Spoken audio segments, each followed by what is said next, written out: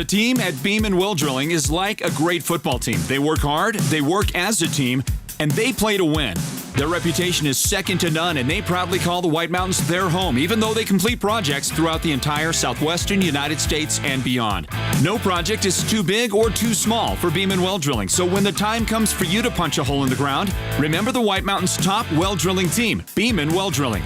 Call anytime, 928-205-7647. Go deep with Beeman Well Drilling. Need COVID relief? Cellular One is here to help with free unlimited data to individuals on qualifying government assistance through the Emergency Broadband Program. On government assistance or the free or reduced hot lunch or breakfast programs, then you may qualify for this special limited time program. Cellular One can help with free talk and text and free unlimited data. Find out how to qualify at any Cellular One store near you. Emergency Broadband is a government benefit program and customers must qualify. Some restrictions apply. Limited time only, non-transferable. Limited to one line per household. Hello, sports fans. This is Sports Zone Radio's Floyd Simmons. Here at the Sports Zone, we do many different things to provide the best sports coverage in the region. Countless hours and miles on the road for a digital radio broadcast, and exhausting hours spent capturing and editing the best video around. We also create one-of-a-kind custom posters. And if you're a coach or athletic director, talk to us about shooting your school or team's photography. I guarantee you, no one will work harder to do it better.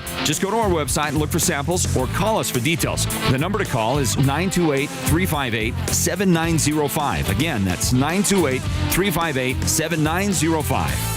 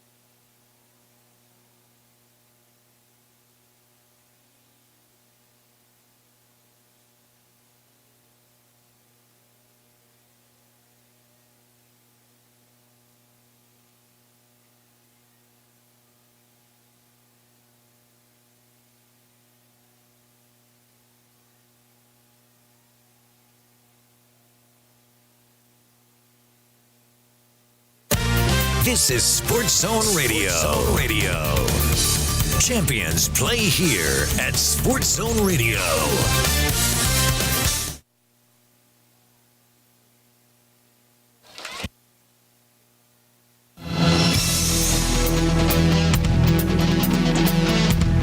It's time to tee it up and kick it off. It's time for the Sports Zone Radio Game of the Week. Presented by Hatch Toyota. Sports Zone Radio brings you unmatched coverage of football from around the White Mountains and beyond. No one does it like Sports Zone Radio. And now you can live stream HD video of our broadcast coverage exclusively at sportszone123.com and on the Sports Zone Radio mobile app. All part of the Hatch Toyota Friday Night Football Show. The Sports Zone Radio Game of the Week is presented by Hatch Toyota. Chaz Hatch refuses to lose a deal over $1. Hard-hitting broadcast coverage of White Mountains football is up next.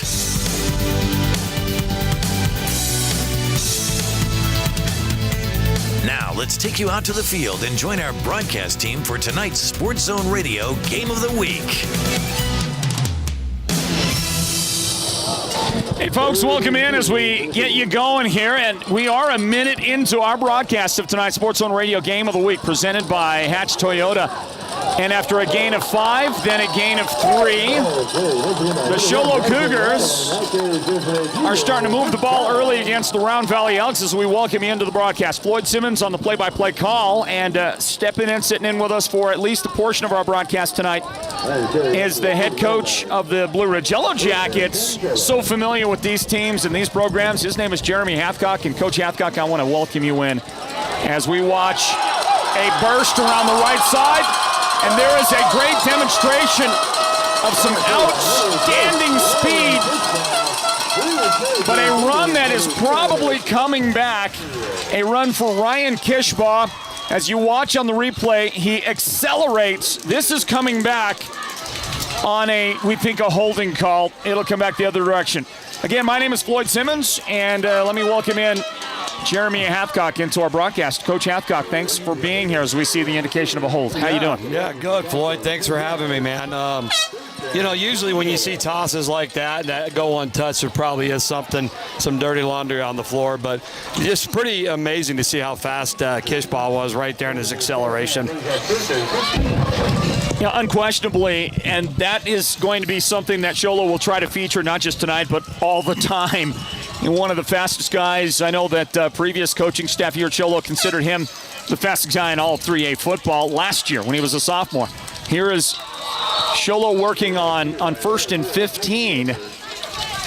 And the quarterback keeps it himself. That's Colton Yeager, and Yeager dives over some initial contact to gain 2 yards on the play. 2-yard pickup for Yeager, and it'll bring up 2nd down and 13 for the Cougars, working from inside their own territory here, sitting at the 37-yard line with the football. 2 minutes now into the game. A little bit of a late start, but thanks for joining us for our broadcast coverage of the Sports Zone Radio Game of the Week presented by Hatch Toyota. Pass is caught over the middle, and a strong finish at the end of it for Sholo. And I think that's A.J. Henderson, if I'm not mistaken, making that catch. Well, I like what Sholo's doing right now. You know, the Round Valley's big, number 56 in the middle there is just hogging it up. And right now they're staying away, going laterally, making 56 run and get tired before they hit them up the middle and just really spreading it to a different number of people. A 17-yard gain on that play and a 1st down pickup for Sholo into Round Valley territory. They'll hand it off left side, and Ryan Kishbaugh will get hit. Now, Kishbaugh, with all that great speed, not a lot of big size, so he's not going to run through a lot of dudes. But he did gain, if it stands, about 1.5 yards, but there's a marker down, thrown from the far side of the field. And a hold again on the Cougars. So that'll bring back what would have been a modest gain for Kishbaugh, and Sholo will work with 1st down and a little bit more than that. So they're going to mark off 15 on that play. Yeah, normally I don't know. You don't see holding coming from the sideline too much, but that flag came in right away. So not sure exactly what happened, but you saw their pro right there, Floyd. But the belly play is a staple of the wing T offense. Even though it gets 3 or 4, it keeps the defense honest. Single setback, and then they motion another back into the backfield, and the handoff is going to produce very little. I believe it's Bryson Ryan getting his first carry of the game, and Bryson is knocked down at the 42-yard line. We'll give him credit for a gain of 1 on the play. 2nd down and quite a bit to go. 2nd down, got to get to the Round Valley 36-yard line to pick up the 1st down. From the shotgun, here's a high snap brought down by Yeager, and he is pressured outside the pocket, rolls to his left, and under pressure does throw deep down the field. He'll outthrow his receiver, and that's the sophomore Preston Power running downfield. And boy, Yeager unloading, and another marker is down in the backfield. Yeah, that was like 65 yards. I don't know if I have 2 guys that can combine to throw 65 yards in my program at times, but, it was an obvious hold there. They ran a little boot waggle, and the pulling guard there looked like they just hooked him and held on to him a little bit. But, do you take it? Is it 3rd and 25, or do they just push him way back? Yeah, from the bench, Coach Baca has elected to decline the penalty, which I think was a smart move. Yeah. And it's going to bring up 3rd down, and again, quite a ways to go for the Cougars. We got that at 3rd down and 23. Yeah, you don't have a lot of plays in the playbook at 3rd down and 23, but the defensive back surprised me. They're up a little bit. I'd put them back at the sticks, but. Play action, dump it out of the backfield, and Kishbaugh gets driven out right near midfield.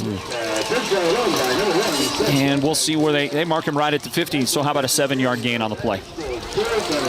And 4th down and 14. Well, at midfield, Coach Hathcock. Doesn't look like the punt team is on. Yeah, they may have a quick kick going on right here. Maybe pitch it back to the running back. He's back pretty deep. But like I said, I haven't really watched much of Sholo, so we'll see what's going on here. 4th down play, 4th and 14. They're going for it. They hand off left side. There's contact, I think a face mask. Did you see a face mask there on Bryson Ryan, the ball carrier? Wow. Something like that, I think. And Round Valley had done a good job. They certainly didn't have to grab the mask, obviously not intentional. And that'll be a personal foul and automatic.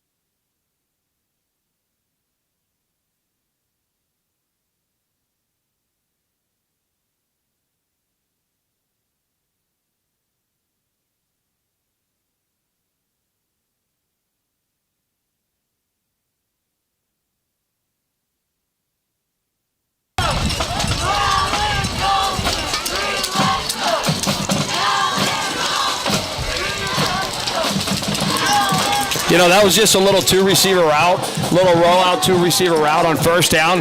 Been working all day for them, just getting out on that edge. But Round Valley did a good job mixing up their coverage. You know, they just spun their corner down and rolled over the top. That tight end did a sell route, 10-yard out sell route. That safety just sucked right up to it. Quarterback had nowhere to go with the ball. Okay, so they're going to mark it off from the spot of the foul. Intentional grounding is what they assess. And a loss of down as you mentioned, Coach. Back to the 47-yard line. So we'll see if Round Valley can take advantage after their own penalty really saved the drive for the Cougars earlier on this.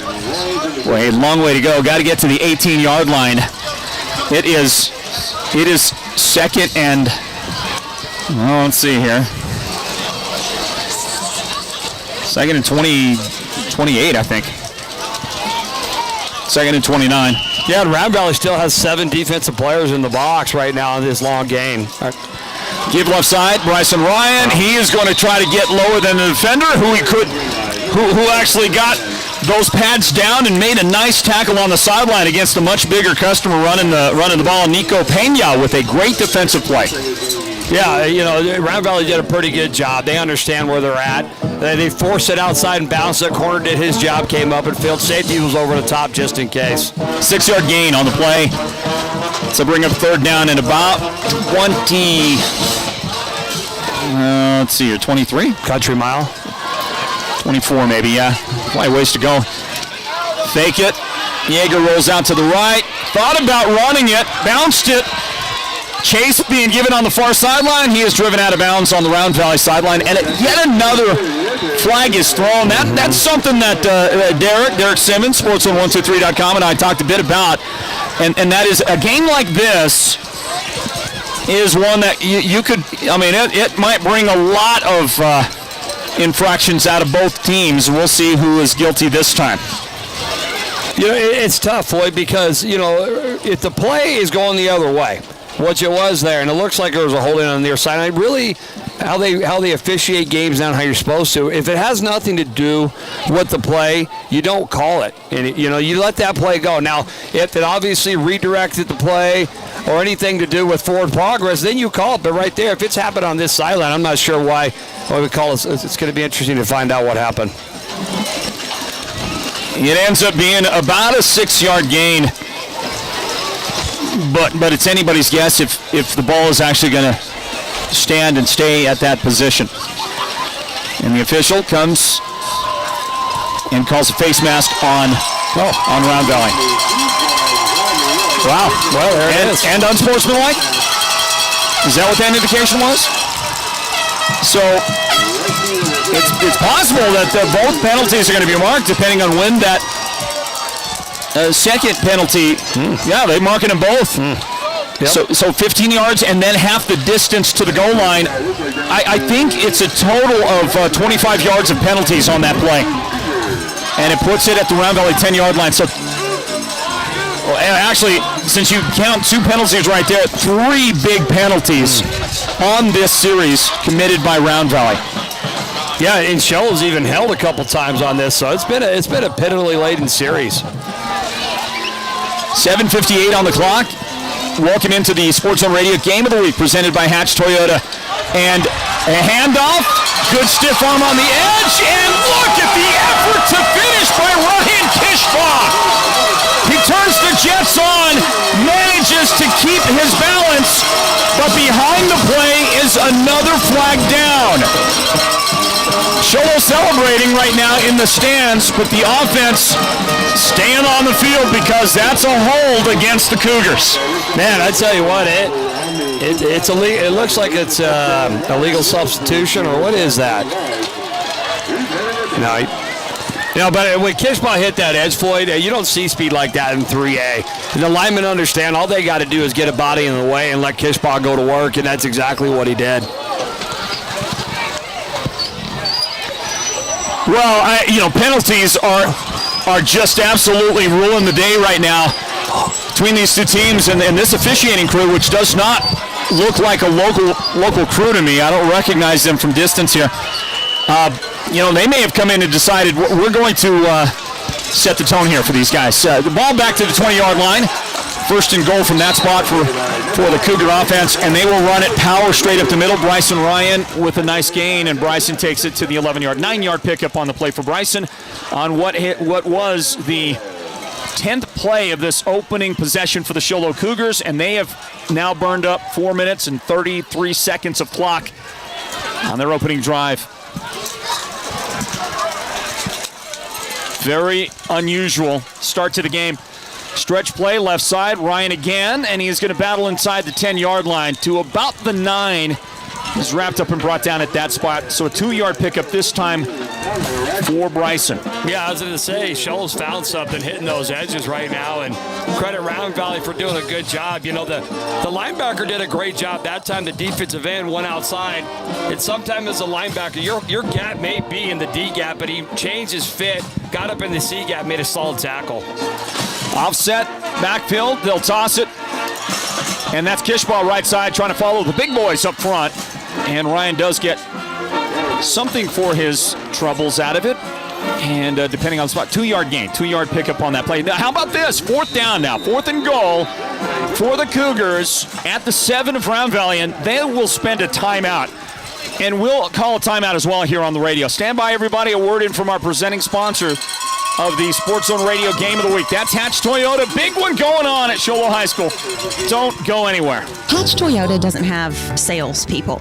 We've changed how to buy a car. Now a floor product specialist works with you, and they aren't commissioned. They're on salary, so when you're approached on the lot or in the showroom, you don't have to panic. Nobody's going to give you the bump and hustle to get you to sign on the dotted line because there's simply no pressure to do so. Hatch Toyota is taking the long view. The view that involves your complete satisfaction with the whole buying experience. An experience we'd even be so bold to call happy. Who doesn't want to be happy? And buying a new car is a really happy day. It's time to take the stress out of the day and put in the joy. Shop ahead at hatchtoyota.com. Our entire fleet is at your fingertips. Then let us know which model you're interested in and make an appointment with one of our floor product specialists. Hatch Toyota, keeping the White Mountains rolling for 25 years. Hi, this is Chaz Hatch. Get our statewide low price guarantee on every new Toyota. Find out more at hatchtoyota.com or visit us today at the Northern Arizona Auto Mall in Sholo.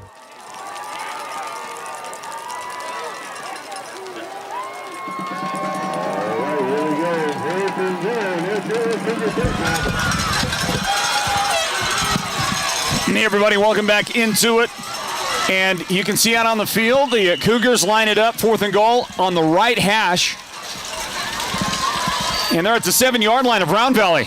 And they're going to try to draw the Elks, and somebody moved up front. Somebody came across, and it's offside on the defense. Round Valley in that situation, keyed up. Coach, I mean, how do you keep your guys? And Round Valley's a pretty disciplined team. How do you keep your guys from making that move? Well, you just had a timeout, and that's the first thing you'd say. Watch the hard count. 3.5-yard penalty on that. It moves to the 3.5-yard line. Hand off left side. That is Kishbaugh, runs into a wall at the 4-yard line. And Kishbaugh is turned away. Round Valley steps up. And the guy at the point of attack, Brett Jordan, helped make the stop. Sholo decided to go for the touchdown instead of taking points on a field goal. And they're going to get turned away by the Elks inside the 5-yard line. Wow, that nose guard they had, he just caused panic. They double-teamed him, looking to run ISO to the left-hand side, and he just blew that sucker up. And linebackers, all they had to do was come in and get some easy work. They actually lost a yard on that play, and on downs with 6:27 on the clock in the opening quarter, Round Valley stops the Sholo Cougars. And they've got it, don't forget.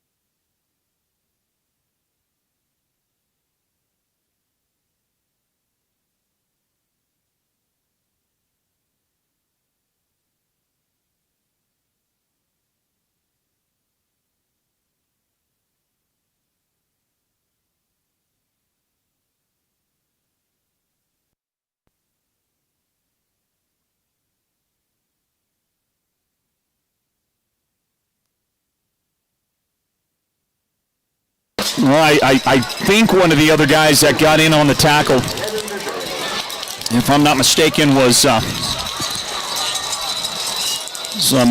Morgan Arona. They show 2 numbers 8 on the roster. Round Valley does. The quarterback going to keep it himself. And I believe that's quarterback sack. I think he got dumped for a lot. He did. He lost a yard on the play. A yard lost on the previous play. Now a yard lost there. As Yeager tried to tuck it and run, but he couldn't escape. Again, Round Valley's pressure up front. Well, all they're doing is running a 2-man game inside. They haven't blitzed one time, but their nose tackle and their defensive tackle, all they're doing is twisting, and it's just a lot for Sholo to handle right now. Keanu Clark, the guy. And a marker down on another tackle that will be a loss for the Cougars, as they just couldn't deal with the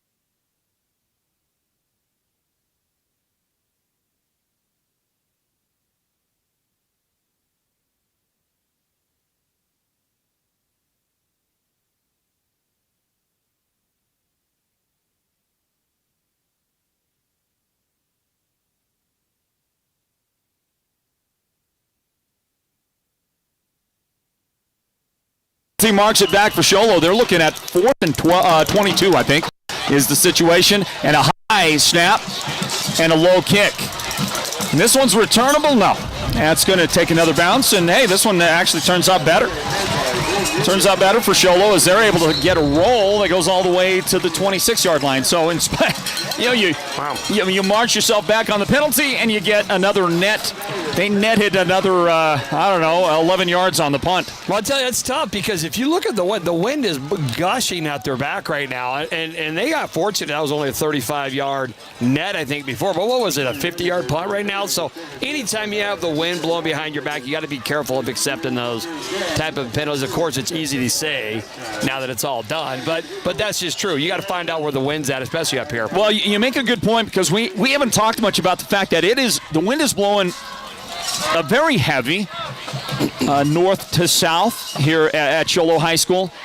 And, I want to ask you in a moment, Coach, about what the factor on that is.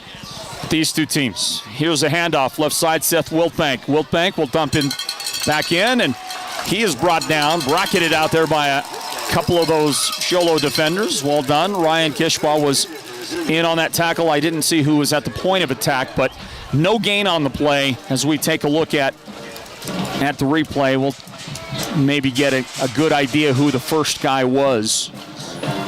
Yeah, you were mentioning the wind, and I think it's going to play itself out. Generally, when you have the wind, you like to throw. When you don't have the wind, you like to run.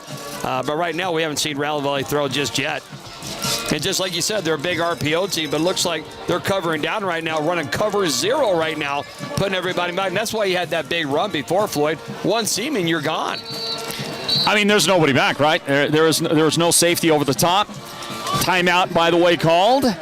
And that'll stop for a moment. That was Colton Yeager helping out on that last tackle, by the way. And we get a timeout here with 1:56 remaining in the first period. We welcome you all into the Sports Zone Radio Game of the Week broadcast. Hatch Toyota, our presenting sponsor. And a 7-0 Round Valley lead. They get a 95-yard touchdown run out of Seth Wiltbank. Well, how big is that, Coach Hathcock? How big is it for Round Valley to come in on Sholo's homecoming night? Huge Sholo crowd. This is the biggest crowd I have seen in a number of years, I think, for the Cougars. And, excited people, out here. There's a lot of buzz going on for Sholo in the year that they're having, all the changes made, and people coming out to see what it's all about. And then you get your running back to reel off a 95-yard in hostile territory. What a job, man. That just breaks the back. Anytime you can take the crowd out of it, it's the biggest thing possible.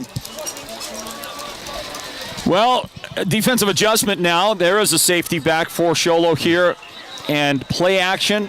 Riker Marble looked like he was going to get ready to take a shot down the left sideline, but yet another penalty comes out. Wow. That's illegal procedure on the offense. Round Valley has been shooting themselves a bit in the foot. They still have a 7-0 lead, though. Yeah, anytime you have 6 penalties and you have a 7-0 lead, that's not bad. So as a coach, if you guys can just settle down and stick to your game plan, good things are going to happen. But the Danny Hawkins defense is super tough. Danny's a good friend of mine. And, Sholo's going to play well. They're going to fill every gap. And it could be a tough day for this kid. If Sholo fills every gap and just runs the ball, they definitely have the speed to keep up with this cat. That's 6 penalties, 55 yards. There's play action. And Riker Marble going to go down. Cooper Irvin on the blitz right up the A gap. That inside linebacker came with a head of steam, and he takes Marble down for the big loss. And just like we said, they packed the box, and and when you blitz, like I said, it's either live by the sword or die by the sword. And you saw a 95-yard. This time you saw a 10-yard sack. So, it kind of works both ways, Floyd. It just depends on how much you want to live by the sword. And we're going to say officially 8 yards the loss on the sack. That goes against the rushing yards for Riker Marble. Coach, that's unfortunate for all those young high school quarterbacks. You get sacked, you get rushing yardage loss. It doesn't happen in the NFL. Okay? Well, I don't know any quarterbacks up here care too much about their rushing, I guess, but but I do know in the day of the dual threat quarterback, that is kind of a big deal. And really, if you look around high school football in general, you're not seeing a ton of sacks happen just because of the RPOs, the zone reads, quarterback ISOs, just different things that a quarterback can do. Not a lot of teams just love to blitz anymore. Another 5-yard mark off on Round Valley. Another penalty on the Elks.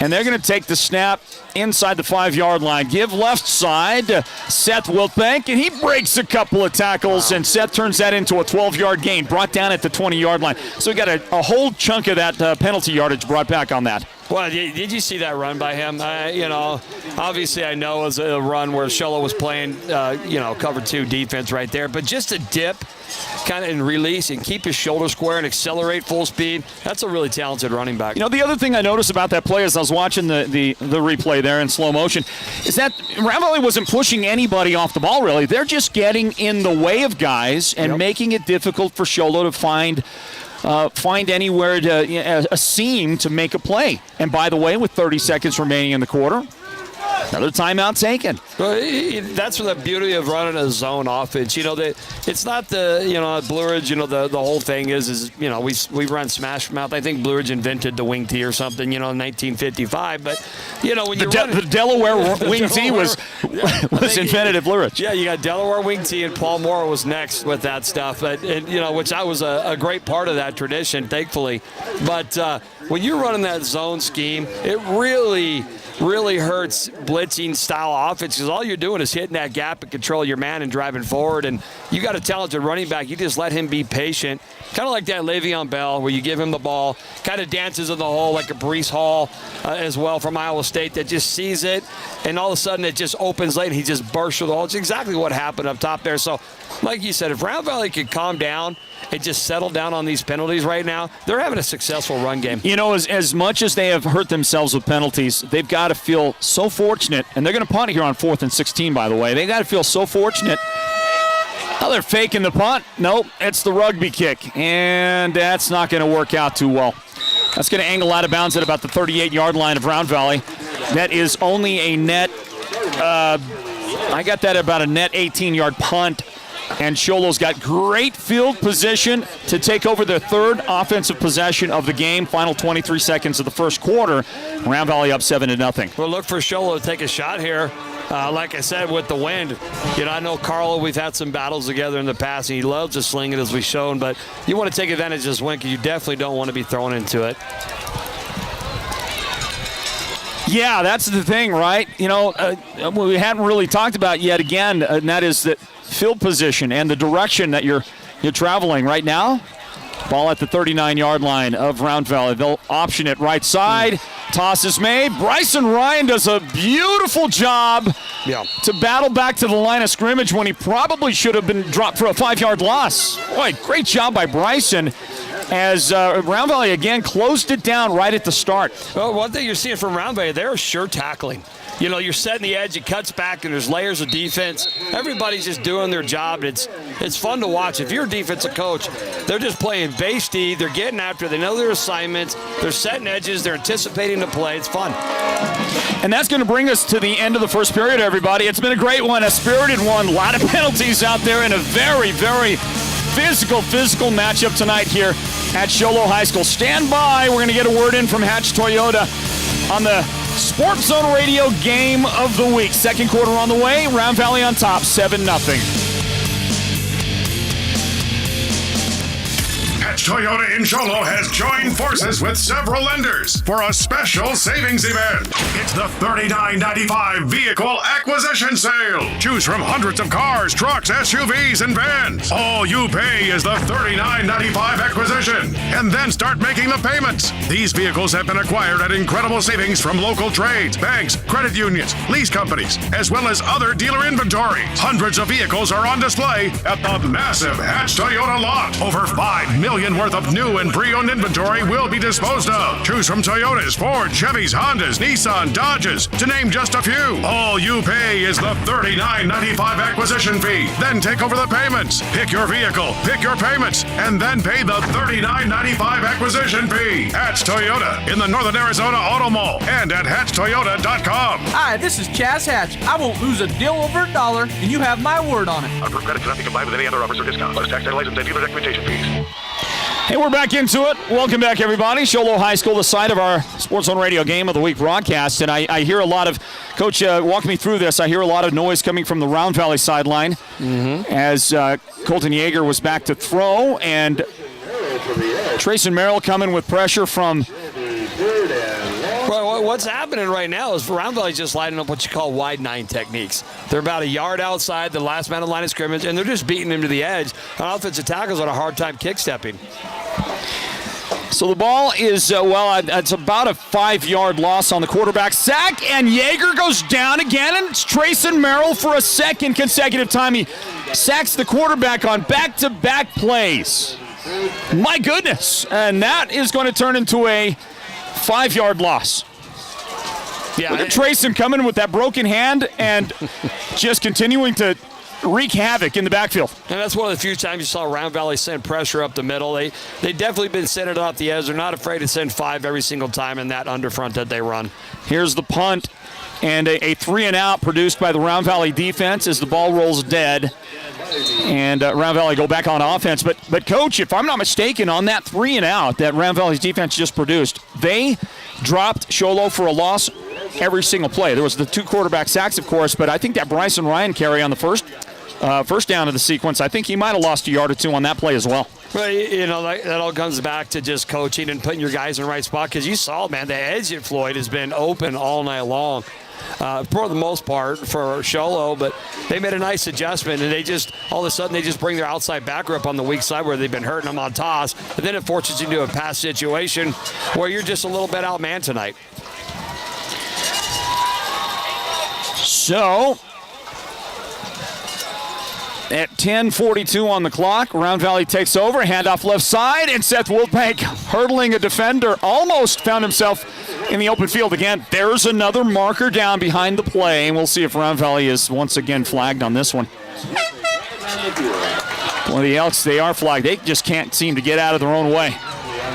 You know, and it's bad. You know, when you're calling that many penalties, and I you know, of course I'm a head coach, so I love officials. You know, but you know, you know, it's frustrating because sometimes you just can't get in the flow, and sometimes it's just you. But, you know, 11 penalties at this stage of the game, that's pretty excessive. And, you know, sometimes you want to just let the boys play. And I don't know what's going on down there in the middle of it, but right now it just seems to be like every hand outside. You can call hold in every single play, and, you know, you've heard that saying, well, it's happening tonight. On just about every single play. So the marker will send it back. I believe that's a 15-yard penalty. Should be 1st and 25 or something in that vicinity. The ball at the 13-yard line. Round Valley has it, and they're going to give it off the right side to Wilbank, and this time Sholo has his number. They drop him for modest gain. We'll call this a pickup of 2 yards on the play for Wilbank. Yeah, it was great discipline by Sholo right there. You know, because a lot of these spread offenses, they want to flash somebody in front of you, but they really just want to run zone. If you just stay true and read your keys, and most keys are usually your guards, you read your keys, you're going to stay home, and Sholo did a good job of staying home, getting great run fits.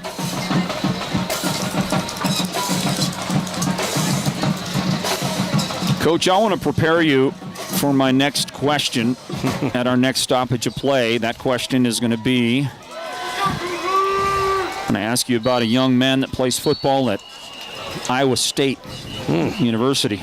Sure. Go Cyclones. You might know who I'm talking about. Timeout is called here at the 9:40 mark of the first period, folks. Thanks for being with us on our broadcast coverage of the Sports Zone Radio Game of the Week presented by Hatch Toyota. I'm Floyd Simmons, along with head coach Jeremy Hathcock. He's the Blue Ridge head coach. He joins us on the broadcast tonight. And Coach, first, let me ask you about your team and your win last night, Blue Ridge at Winslow. You went in there and you ran an offense that everybody in the building knew, just about knew what you were going to run on every play. It's either that wing or that wing, and every once in a while you're going to give it to number 32, Franco Harris, Franco with the K, to take it for you up the middle. But very effective last night, the way you guys ran it. And your offensive line up front did such a beautiful job for you. You were getting 5 yards of pop all night long. Congratulations. Tell us real quick about the execution of your team last night. Well, as you know, that our adversity we face is well documented throughout this year, and we've kind of just had to rely on just putting everybody in a pocket. And our talent we know is our offensive line, and for the first time last night, Floyd, we had a lot of our skilled kids playing, and it was just fun to see us execute. We're going to start, as they get more healthy, obviously our offense will start expanding. 2nd and 20, Riker Marble throws incomplete on a little sprint out to the right, and I'm looking for a flag because that's the soup du jour tonight. Right. Is something yellow. It's incomplete. No, there's a flag. There's a flag down, Coach. You see it? It's by the chains on the far side. Some green cleats. And it is against Round Valley. Hold on. I think it's offsetting. I could be wrong. Yeah, offsetting. Both guys, both teams, everybody commit fouls. I mean, you got to be consistent here. You know, you got to keep calling those flags every other play, and it's all in jest. And I know the officials, they definitely have their work cut out for them. I know Brian Lang, the back judge back here, he's a seasoned official, usually works with Paul Hancock. So I'm not exactly sure what crew we're seeing here tonight. Well, it's going to be third down. How's that? Third down and right at 20, maybe third and 19, and Marble will line up in the gun. He's got Seth Wiltbank with him in the backfield, and there's another marker down. There's an illegal procedure. I have no idea what to tell you about this. That is the 15th penalty of total of the game or on Round Valley? That can't be 15 on Round Valley. 9 on Round Valley. Wow. 9 penalties on Round Valley in the game. When you get that put in, Big Joe Matthews is our statistician. It's third down and about 24, by the way, and Marble is going to try to run it up the middle, maybe just try to create as much space as he can. Oh, that's a late hit. Yeah, they're not going to call it. Right there. The ball on the ground. Sholo might have come up with it. That's why the hit was late. Sholo's on top of it, and the Cougars do recover. The official says, yes, that's Sholo football. And the guy that ends up coming up on top or with the ball is, we'll look at the replay first. Yep, it came out for sure. And the scramble and recovery by the Cougars. And give a lot of credit to Colton Cloyd, one of my favorite members of that Sholo team that comes up with it, and the Cougars are in business. They've got a chance to tie this game up. In a moment, I want to look at the total number of offensive plays that Round Valley has run in this game and try to give some indication of what that compares to the penalty number. Here's a first down play from the 11-yard line of Round Valley. Best field position yet today for Sholo to start a drive. They did get the ball inside the 5-yard line on their first possession of the day and then came away with no points at that time. Yeah, and there they is. They ran the belly again, and they got 2 yards. And like I said, a lot of people who really don't call offensive plays, like, why are you running that play up the middle? Well, they're doing that because it holds the defense where they're at and it sets up everything else. Here's the give off the right side now. And after, by the way, gaining 3 yards a moment ago, we'll see what they get on this. This is a 4-yard gain that goes inside the 5-yard line.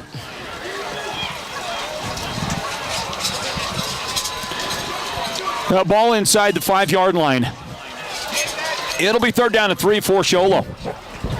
Well, we haven't seen a flag in 2 plays, so we'll see what happens here. Something weird going on. And they had moved back, by the way, to start the series, so the ball is actually now at the 9-yard line. And there was movement in the backfield. Yeah, and didn't take Ryan Kishbaugh very long, right, to get an early step. Hey, that's that old Blue Ridge lean. I don't know how Blue Ridge was able to master that, but remember the old Blue Ridge lean that was a part of that. Coach lean, Hathcock? Yeah. I always have the official behind me. Hey, you're leaning. You're leaning. And there was no doubt so it's either take the penalty or get yelled at by one of my staff members. Right. So right. I think I'm going to lean. And eventually they just get tired of calling it, we used to say. I couldn't agree more that, after a while, you're going to keep doing it, and the official's he's just going to take it. Unless you're this girl. Third down and 8. These guys will throw that flag, there's no doubt. Here's a give. And nope, that's Colton Yeager keeping, throwing left side, pass caught. That's a touchdown. Sholo finally able to break the ice, get on the board, pass caught by A.J. Henderson. And Sholo is in the end zone. Well, and that shows you right there, Floyd. All they were doing is hitting off tackle, off tackle, off tackle. And that backside linebacker is coming in to try to get his run fit for the cutback. Well, he doesn't see the tight end popping in right behind him. And that was good play calling by Carl Hernandez there. Just being patient with his offense. That was a great play design as well. And executed well by the Cougars. They're going to go for 2. Snap is over the head.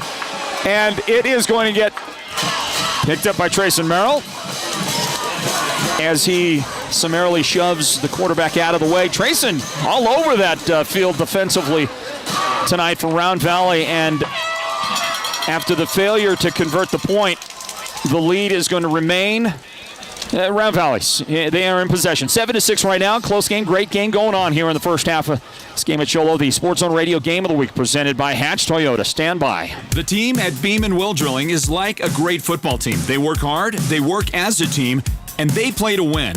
Their reputation is second to none, and they proudly call the White Mountains their home, even though they complete projects throughout the entire southwestern United States and beyond. No project is too big or too small for Beeman Well Drilling, so when the time comes for you to punch a hole in the ground, remember the White Mountains' top well drilling team, Beeman Well Drilling. Call anytime, 928-205-7647. Go deep with Beeman Well Drilling. Hey, back into it. Welcome back. Floyd Simmons along with Coach Jeremy Hathcock. And after Sholo gets on the board, Round Valley has the slim lead, 7-6. High, short kick. Right back up the middle. Round Valley with some room to run. A big hit at the end of it. That'll shut it down in a hurry. The guy that makes the big tackle on the return from Dallin Walker. The big finish was Ray Pedraza at the end of it. We'll look at that replay.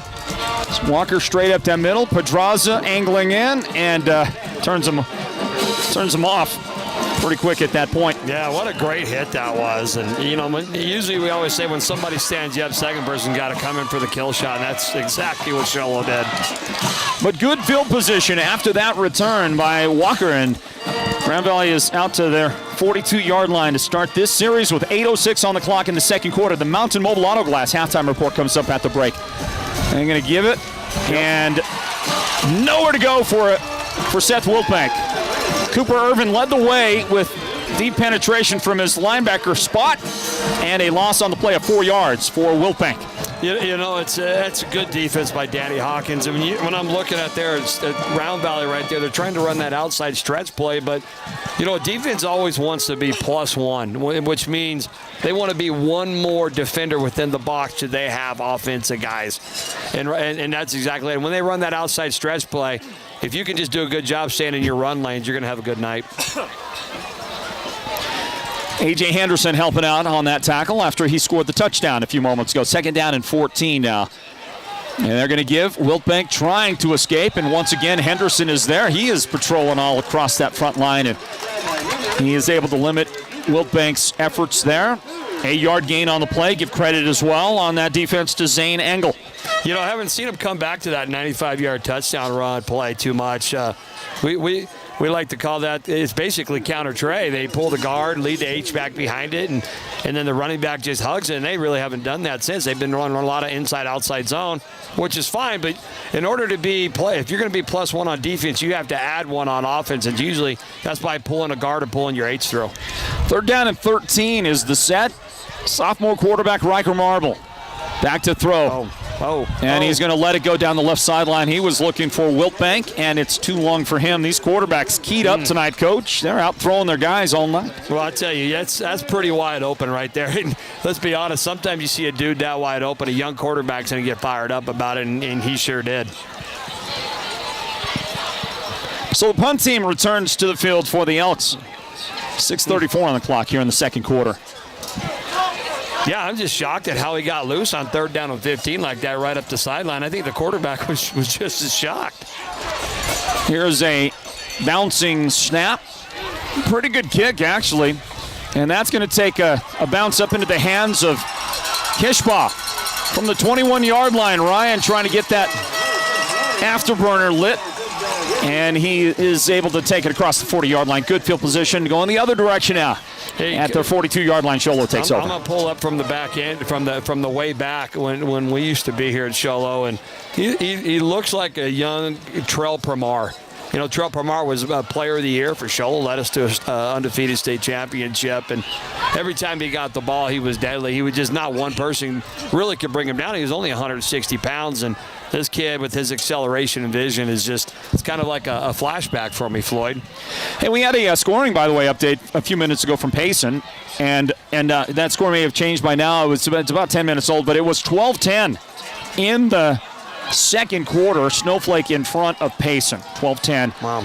at that update. Here's the give in the backfield, and Round Valley does a great job to corral the runner in. Another loss of yardage on the play. Lane Perkins getting his number called there, and he lost a yard as Round Valley shut it down on him. Yeah, I did see a little bit of the Payson Round Valley game, just a little bit. And Payson's stout, they're physical, they run right at you, they make no bones about it. And I think if you're going to play with, Snowflake, I think the interior of their defense is where you can definitely have some success. Second down, there's going to be a no loss on that last play after they respot the ball. And Lane Perkins will get targeted, and he makes the catch coming out of the backfield right side. He is able to take this one right to midfield. So a gain on the play of 8 yards brings up 3rd down and 2. Yeah, wow. Pressure in the face, making that throw on point in stride. That's a big-time throw. Again, the ball right at midfield. Yeager, the quarterback, will bring out that Sholo offense. Trailing by 1, I formation. Cooper Irvin, the fullback. They'll give it to the tailback, and that is Kishbaugh. And he is able to convert. They'll move the chains on a 4-yard pickup by Kishbaugh. Once again, that's Belly again, keeping them honest. That time, Round Valley went with that 5-man defensive front, 2 linebackers, and all they did was kick out, lead a fullback through, and Kishbaugh just got behind him, fell forward for the 1st down. So the Cougars take the ball into Round Valley territory. 5:22 and counting down here in the second quarter. The Mountain Mobile Auto Glass halftime report coming up. Snap over the head of Yeager. He can't pick it up. It's still loose, and I think Round Valley got on top of it. Yeager was trying to see if he could make a play by keeping it alive, picking it up. He didn't dive on it. Then he got hit, and Round Valley comes up with a big, big takeaway. Wow, just like that, the one turnover right there. Yeah, so the key of this game, if I'm looking at this game, I'm feeling this game. Now that the officials are kind of out of it, let the kids settle down a little bit. Whoever makes the most mistakes right now, because it's pretty evenly matched. Well, it looked like the snap might not have been anticipated by Yeager. It looked like he was looking off to the left. But this is a big turnaround the other direction with 5:09 on the clock in the second quarter. Fake it. Marble up the middle. Sidesteps a tackler by another one. 1st down yardage and more across the 10. And Marble speeding to the end zone. Did he get in? Nope. One official says yes. Touchdown Round Valley. Wow, that was just a simple midline option right there. All they done. There's another flag on the play. Well, that's unquestionably on Round Valley, don't you think? It has to be. They are leading their penalty category. Well, that's coming back. The Elks they're in double figures penalty-wise in this game. Double figures. Wow. In the first half. It's unbelievable. Wow. Going back to that one play, what they did, it looked like they've been hitting zone read all night. The linebackers flew over the top, and that defensive tackle squoze with the guard. All they did is turn out with their tackle. The quarterback read that and just went right up the gut. Great play design. Football analysis there, Coach, and I particularly loved hearing the term squoze. I'm going for that. I love it. And the ball, by the way, you can squeeze, it's a good thing. It's better to squeeze than getting squoze, I guess, right? I couldn't agree more. The ball is marked at the 33-yard line there. The down marker is, by the way, back at the original line of scrimmage at the 35-yard line, and now they'll move the teams back away from each other into the huddles. As the officials are, who knows what they're doing. Finally, the down marker moves, and I think they're going to put it at the 33-yard line. Well, the ball's at the 33. The down marker's closer to the 34.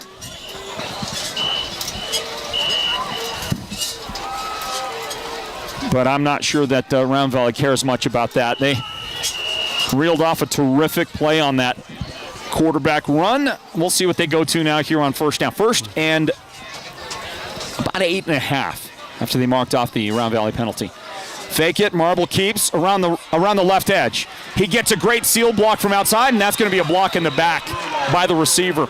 We'll see if we get a replay look at this. So the receiver tried to give a screen out here, and Marble went outside of that to gain the 1st down. But watch number 3 of the receiver. That is Stockton Brown out here, and he's getting called for a block in the back. No. Yep. He just made brief contact with his hands, but that's enough, right, Coach? Yeah, I mean, you got to get your head across the body. Anytime your head's out, that's an easy call. I think the only person who would have called that was his mother. Yeah, it wasn't a very physical block at all, but a penalty nonetheless. Yeah, and I was just about to say, Sholo's loading that box. Either there's going to be a gain of nothing or a big run, and you saw right there, probably would have been nothing if it wasn't for the hold. Round Valley penalties. How about 11 penalties for 100 yards in the first half of this one? Amazing. First down and 15 now. It's been first down forever for Round Valley. And Seth Wilbank is tracked down in the backfield. Wonderful play. Coming through again, Cooper Irvin. Just downhill all the way. Coach, I mean, when you're game planning for Sholo later in the year, you're going to be all over talking about number 32. Cooper just has an absolute nose for the football. Yeah, what happened there is you're running an outside zone, and the center and the backside guard got hung up blocking backside. And Irvin, all he did was just shoot the gap. And we tell our linebackers, if it's cloudy, you scrape around. If it's clear, you got to run through it. He just ran right through there. Second down after a 4-yard loss on the play, 2nd and 19. The Elks at their, or rather the Sholo 44-yard line. Marble sets, throws back on a screen, and it's sniffed out beautifully by Bryson Wright, who almost one-handed that thing for a pick-6 touchdown, is what that would have been had he been able to hang on to it and go the other direction. Well, there's certain sets that when you really watch game film like we encourage all players to do, and that may have been one of those sets where he was just super anxious and just dreaming about it all week. It happened. He didn't know what to do and just got a little excited and dropped the ball. Great play.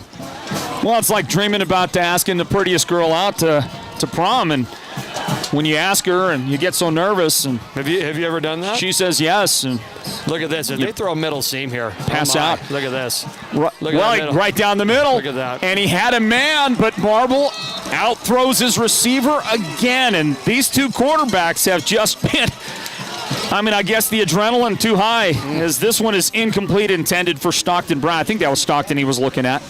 So, Coach, you saw that from the get-go. Yeah, Sholo's just playing man-to-man right there, and the thing is they look like they're just daring him to throw it on 3rd down and 20, and they're 3 yards inside of them, and they're just letting the middle seam open right now, and they're just saying that our guys are better than your guys. Here's a low line drive punt that will skip into the end zone and be a touchback come out for Sholo with 3:26 remaining in the second quarter. Wow, we have a terrific one unfolding here at Sholo High School. Homecoming for the Cougars. Great crowd, and the crowd has been responsive as well. That's the other thing. This has been a terrific Sholo crowd. Let's pause 10 seconds for station identification on the Sports Zone Radio Network. This is Sports Zone Radio. Champions play here at Sports Zone Radio. You're listening live and local in the White Mountains on Sports Zone Radio's home across the White Mountains. That would be Mix 98, KRFM Sholo, a broadcast service of Petricom. Back in here at Sholo High School. Homecoming for the Cougars. And they'll take over at their own 20-yard line with, as I mentioned, 3:26 on the clock here in this second quarter. Handoff up the middle, and a brick wall that Ryan Kishbaugh cannot deal with. Wow, what a hit by probably as good a lineman as you're going to find in the 3A East. Keanu Clark smashes him for a 1-yard gain on the play. That's Kishbaugh, and he just went the other direction in a hurry.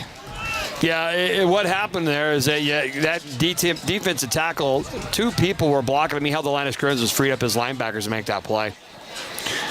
Pass dumped out to the near side, and that is tipped and incomplete. Coach, did you see what I saw? That might have been a lateral? And not only was it a lateral, it hit a lineman. It should have been a penalty. So, in other words, at a minimum, a live ball, which would not be a penalty if it hits the lineman. Well, let's see if it hit a lineman here. If it's a live ball and it's going backwards, it did hit a lineman. It looked like it hit a lineman. That should have been a loss of down, 5-yard penalty right there. Or that a live ball. To throw them a flag, and they didn't do it. Did not do it. Yeah, it's like they've They've decided they've thrown their allotment for the game. Bryson Ryan carrying, trying to push, and he does. He's able to topple the defender forward. Good job by Bryson to maintain forward momentum on that, and he gains 5 yards. Man, what a run. He got hit at the line of scrimmage.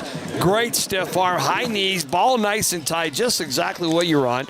Got yards after contact. They call that yak. I've heard of yak. You heard of yak? I've heard of it. As opposed to squoze.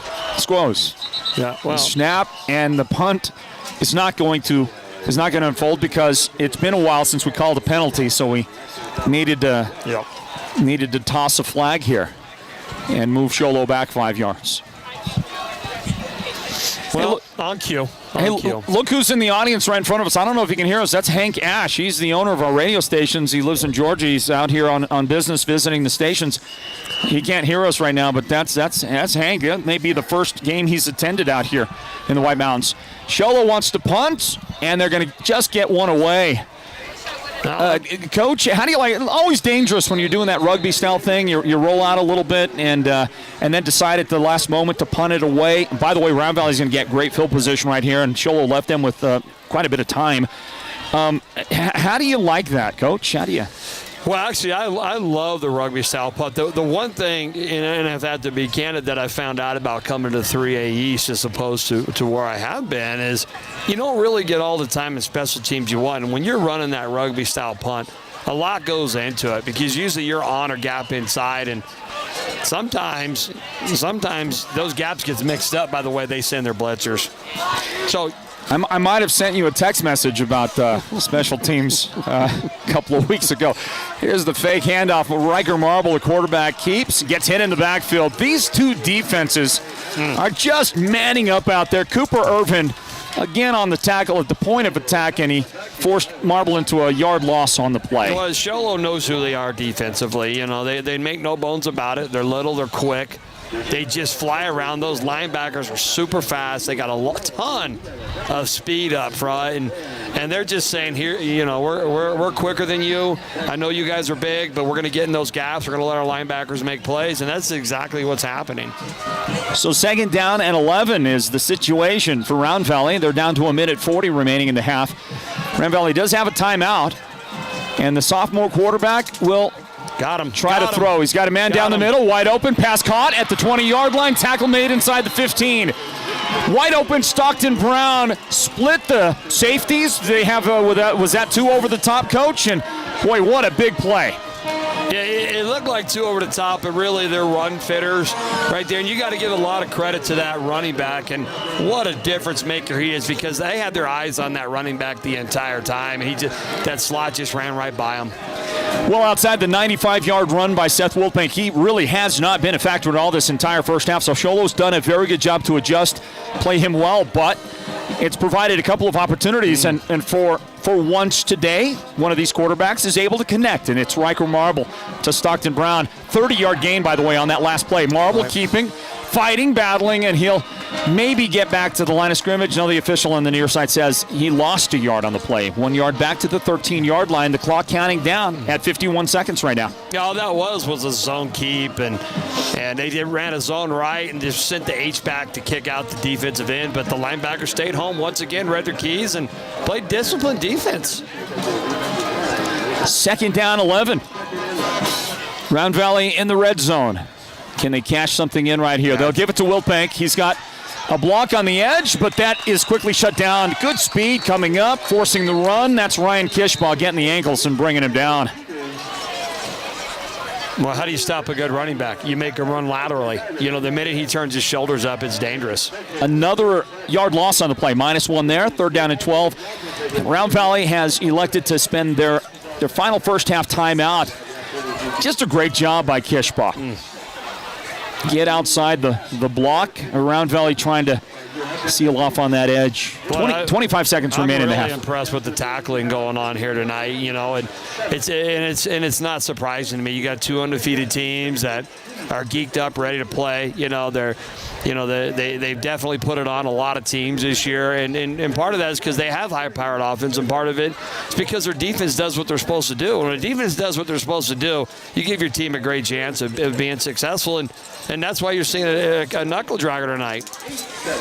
These defenses are doing a great job. Outside of Sholo's opening possession, where they went on they ran the ball 13 plays, and they stalled inside the 5-yard line of Round Valley. Outside of that, Sholo went 3 and out, two consecutive times after that. Then they scored their touchdown, and then after that was they gained a first down, but then fumbled, and then their last possession was a 3 and out. I mean, that's what Sholo's offense did against the Round Valley defense. I'll tell you about the Sholo defense here in a moment. Play action on 3rd down, throw toward the end zone. There's a lot of contact at the goal line, and what did you see, Coach? You see Pedraza committing a pass interference. Was that the offense? It was definitely on the defense. People don't understand. You can actually put your hands up in face guard nowadays, but you can't get body in face guard, and some officials will call that, but that's in the rule book. Now, that changed a few years ago, but right there, he just got full body, and we always tell our kids, if you're going to put a hand up, you better get your head around an attempt like you're making a play. Well, the referee has not yet said. And that's not an automatic first down if it was pass interference. That'll still be 3rd down and in what? It'll be 5? Half the distance, right? Yeah, half the distance. From the 13. Still 3rd down. And that's what you do. A great coach understands, like, it's 3rd and 15 if you're beat. Look, just commit pass interference, even though you don't want them to. But they got to play 3rd down over again. And then that's just knowing your situation. So after the penalty, a 6.5-yard penalty, that is going to be, it's going to be 3rd down and 6 now for Round Valley. They'll get the down over again, and they'll work from the 8-yard line, but with 20 seconds and no timeouts remaining. So, Coach, I mean, you kind of have to throw right here, don't you? I don't know. With that running back, you're 2-down territory right here, if you ask me. And now you got to throw because it's another penalty again, delay a game. Well, I mean, Round Valley, discipline has been a huge problem for the Elks today. Another penalty, another 5 yards back. I don't know, Coach. It's something to behold, I'll tell you that much. How many penalties is that, Floyd? 12 penalties on Round Valley. Wow. And I think the total now is about 105 yards. They have almost as much penalty yardage as they do offensive yardage, and another. Yeah, if I'm Sholo, I'm calling a timeout there because they're caught in a back coverage there. They were going to go man-to-man with their slot receiver, and Kishbaugh was playing 3 yards inside of that. Good timeout. And the final timeout that Sholo has to spend, not that they were really going to get a chance to use it anywhere else, with 20 seconds remaining here in the first half at Sholo High School. What a game. I mean, the drama in this game, it matches the hype for sure. Number 2 ranked Round Valley, undefeated, 6-0 coming in. And number 4, Sholo. And so far, Coach, these two teams are playing up to the hype, to the billing, and to the ranking, don't you think? I really do. And, I don't even know what they're ranked. I just know that they're undefeated, and small-town rivals like this. And Sholo just done a resurgence with Carlo Hernandez. And, and if you've been following Sholo, you've known that they had a few good classes coming up, but it takes a great coach to organize a group of young men. So, and then same thing can go for the new coach at Round Valley to keep that tradition rolling after replacing Marcus Bell. That's not an easy task. From the Sholo timeout, Marble will roll left, set, and throw to the end zone, and it's broken up by Pedraza, who steps in front of a pass that was intended from Marble to his receiver, Nico Pena. Well done by Pedraza to force a 4th down here. Clock stops at 15 seconds left. Well, it kind of looked like, they wanted to run a flood route, and the outside receiver saw that he wasn't open, so he came back across the middle, and all the safety did was read his eyes.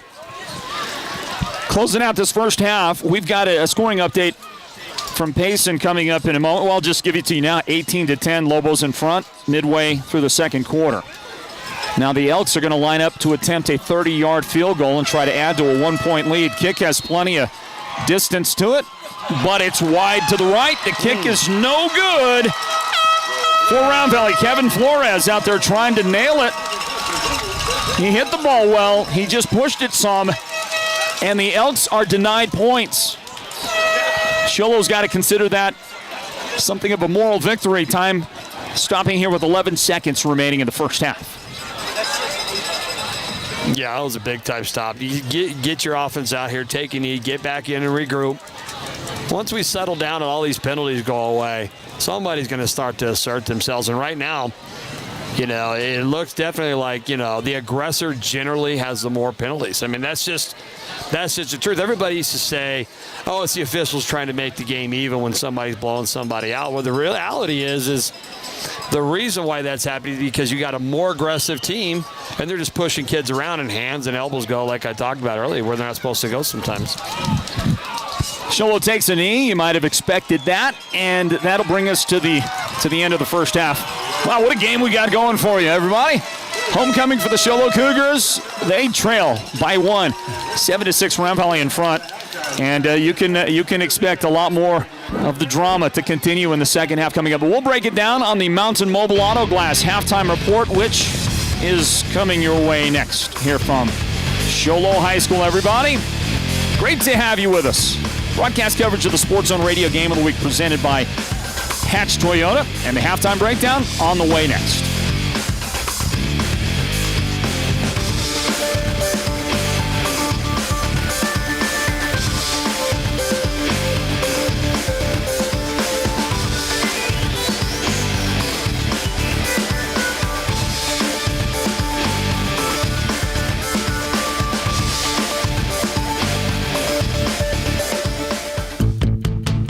Hatch Toyota is proud to be part of the Sholo community.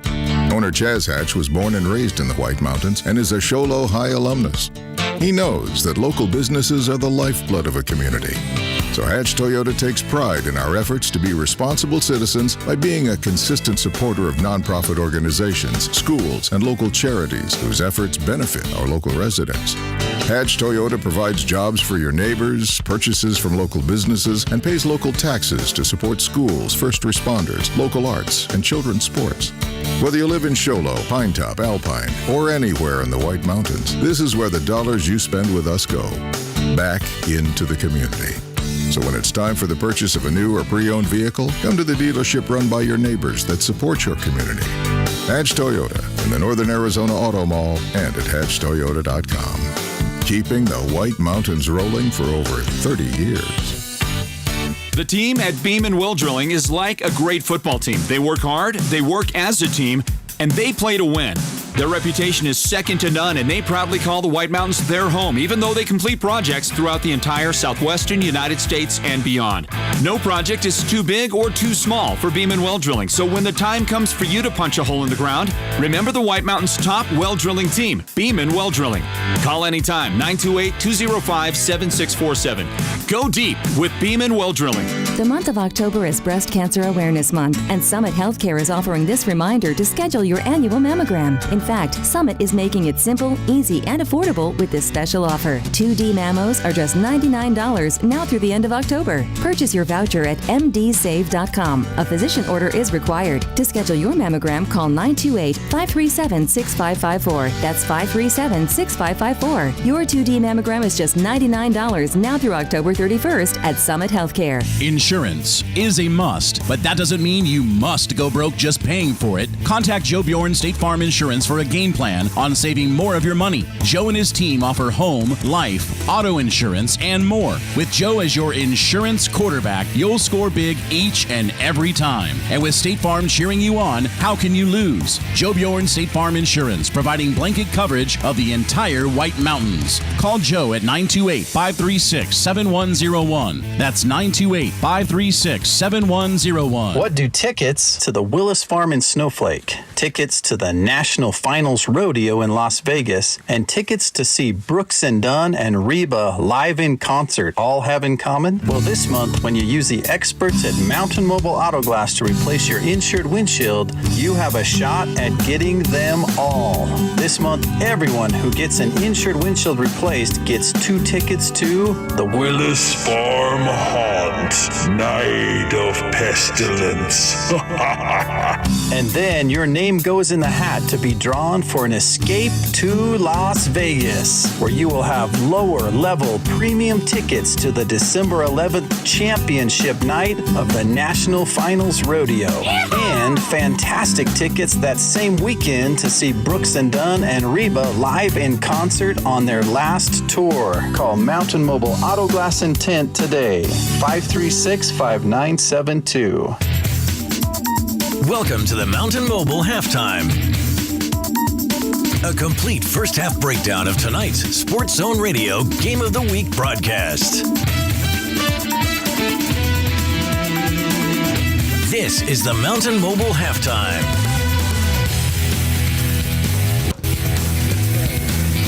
Hey everybody, welcome back in. Yeah, halftime here at Sholo High School. Homecoming for the Cougars. And a great crowd tonight for this big one. You might expect it. Number 2 ranked Round Valley is in town to take on the number 4 ranked Sholo Cougars, both teams undefeated, and playing a terrific game out on the field. A 7-6 lead right now for the Round Valley Elks as we welcome you back into the action at Sholo High School. Floyd Simmons, and I'm joined on this one by Jeremy Hathcock. Jeremy is Jeremy, you know, when you do a little work with Sports Zone Radio, you're branded. You get the brand. It's just how it is. The Sports Zone brand? You get the Sports Zone brand. There's nothing you can do to shake it. You're not allowed to go out with any other girls. Okay? My wife is down with that, brother. Okay. Okay, none of those other girls in the broadcast business. Girls. Okay. So you're branded, and though it's been a very long time, you are a Sports Zone Radio guy because way back in the day, way back in the day, you did a little bit of broadcasting with us. Yeah, man, I was just a young pup, man. You took me under your wing. You paid me about $1.80 an hour, and it was just it was a great internship for me, Floyd. It really was. But it was $1.80 more than I probably was making anyway. And it's $1.80 more than you're going to get tonight. But that's okay, Coach. Good. Well, community service for that deed that I did a long time ago. Apparently, you will get my appreciation for sure. But Coach, out here tonight, homecoming for Sholo. Great energy, right? I mean, great crowd, and the guys on the field are playing spirited. No question about it. Both coaching staffs have done some really good things. We've seen some bright spots and bright moments on the offenses, but it's defensively where these two teams have really stepped up, and the strategy, the game planning has been spot on.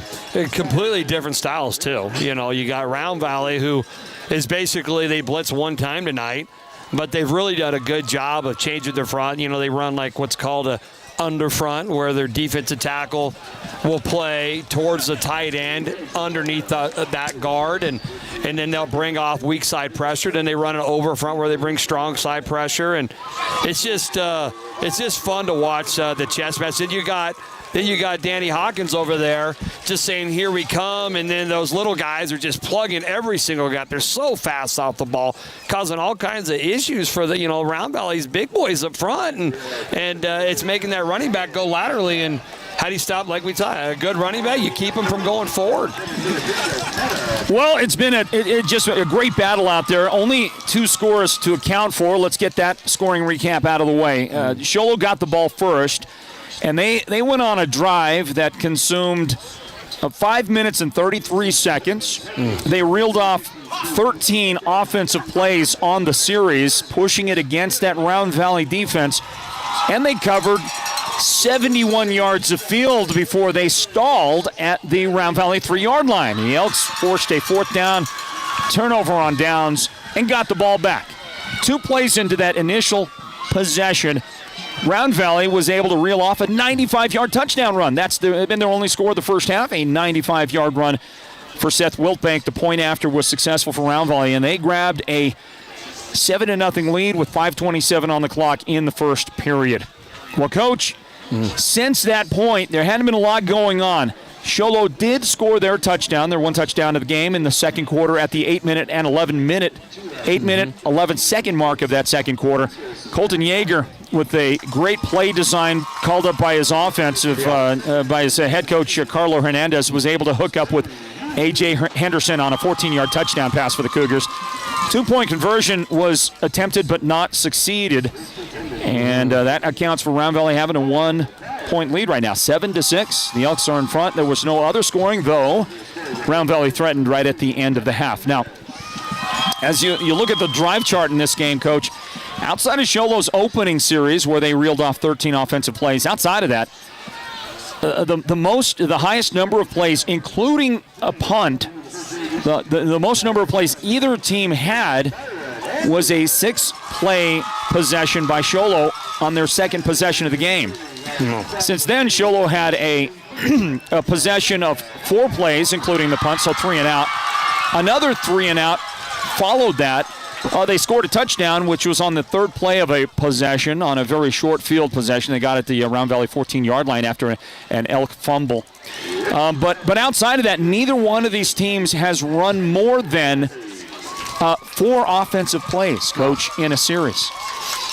Great defense. Great defense or sloppy play on offense. Or how about the number of flags, right, from the first half? What did we? 171 yards combined penalty. That has something to do as well with the fact that the offenses haven't been able to get going. Yeah, and that's it. When you watch Sholo come out the gate, most coaches have a plan. They have their top 7 to 10 plays that they try to do, and Sholo was popping, running great tempo, hitting everything on stride, and all of a sudden, a couple penalties took him out of the flow. And then you're not able to get anything going. And Sholo's that type of team that wants to stick it up the middle and then bounce it out and hit a boot and waggle. And occasionally they'll toss it. Whereas Round Valley's that type of team that wants to give it to their big dog. And if he's not working right now, they're going to rely on a sophomore quarterback to do work. And because of all the penalties and not getting in that flow, by the way, just whoever settles in is going to be the team that probably just starts running with a little bit more confidence. So, we'll see what happens. We'll see what happens in the second half. Special teams. Just checking with our statistician, Joe Matthews, on something here. We're going to look a little more in depth at the stats, although the stats aren't glamorous for anybody tonight, unless you had a striped jersey on. You got quite a tally out there right now. But in just looking at first downs between the two teams, Round Valley has 2 first downs in the first half. They've got 2 first downs, and Sholo's got 6 total first downs in the first half of play. We're going to detail the numbers for you here in a moment on homecoming night at Sholo High School. Let's get a word in from our presenting halftime sponsor. That is Mountain Mobile Auto Glass. The great folks down there always up to something, always doing something fun, and we'll find out what they're up to right now. A lot of ticket giveaways going on. That's part of the deal at the moment with Mountain Mobile Auto Glass. It's halftime at Sholo, and we'll return here on the Sports Zone Radio Game of the Week presented by Hatch Toyota. What do tickets to the Willis Farm in Snowflake, tickets to the National Finals Rodeo in Las Vegas, and tickets to see Brooks and Dunn and Reba live in concert all have in common? Well, this month, when you use the experts at Mountain Mobile Auto Glass to replace your insured windshield, you have a shot at getting them all. This month, everyone who gets an insured windshield replaced gets 2 tickets to the Willis Farm Haunt, Night of Pestilence. And then your name goes in the hat to be drawn for an escape to Las Vegas, where you will have lower level premium tickets to the December 11th championship night of the National Finals Rodeo. And fantastic tickets that same weekend to see Brooks and Dunn and Reba live in concert on their last tour. Call Mountain Mobile Auto Glass and Tint today, 536-5972. When it comes to paint, whether you're looking for interior or exterior paint, Dunn Edwards provides quality solutions to make all your painting projects look professional. And the home of Dunn Edwards in the White Mountains is Ace Hardware in Sholo, Pine Top, and Heber Overgard. Thanks to Dunn Edwards, Ace has the best interior paint for your home or office, and their exterior paint will stand up to the wear and tear of our tough seasonal weather. When it's time to paint, it's time to visit Ace Hardware of the White Mountains for high-quality Dunn Edwards interior and exterior paint and primer. The year was 2011. Tim Tebow was still playing quarterback in high school, but he was about to become a legend with his team behind 17-0. He was tackled and broke his leg. Despite the excruciating pain, he told his coach, "Don't take me out of the game, I want to play." Tim led his team back and scored the game-winning touchdown on a 20-yard run. The start of the Tim Tebow legend. This is Sports Zone Radio's Byron Brown with a message from Beeler Orthodontics in Sholo. A message to every young White Mountains athlete to never give up. Beeler Orthodontics. Live life with a smile. Switch to Naked Mobile today, and for a limited time, you'll get the Google Pixel 2 XL free. The Google Pixel 2 XL with a bigger 6-inch display, super fast performance, and greater battery reserve. This phone delivers. Activate with Naked Mobile and get the Google Pixel 2 XL for free when you switch and purchase 3 months of our $60 a month 20-gigabyte LTE data plan. Did we mention it's bigger, faster, stronger, and it's free? Naked Mobile, with coverage on America's best networks. No contract, no credit check, no hidden fees. Available at any Cellular One store near you or at nakedmobile.com. Any insurance agent can provide a quote, return a phone call, or claim to have the best rates. But will your current agent fight alongside you if and when you need to make a claim, discuss options when life changes, or put you and your needs first? At the Troy Merrill Farmers Insurance Agency, that's exactly who you'll get. People over profit. Years of expertise and knowledge, personalized service, and a straightforward, comprehensive, and cost-effective insurance solution. Call or visit the Merrill Farmers Insurance Agency now and experience exactly what you've been missing.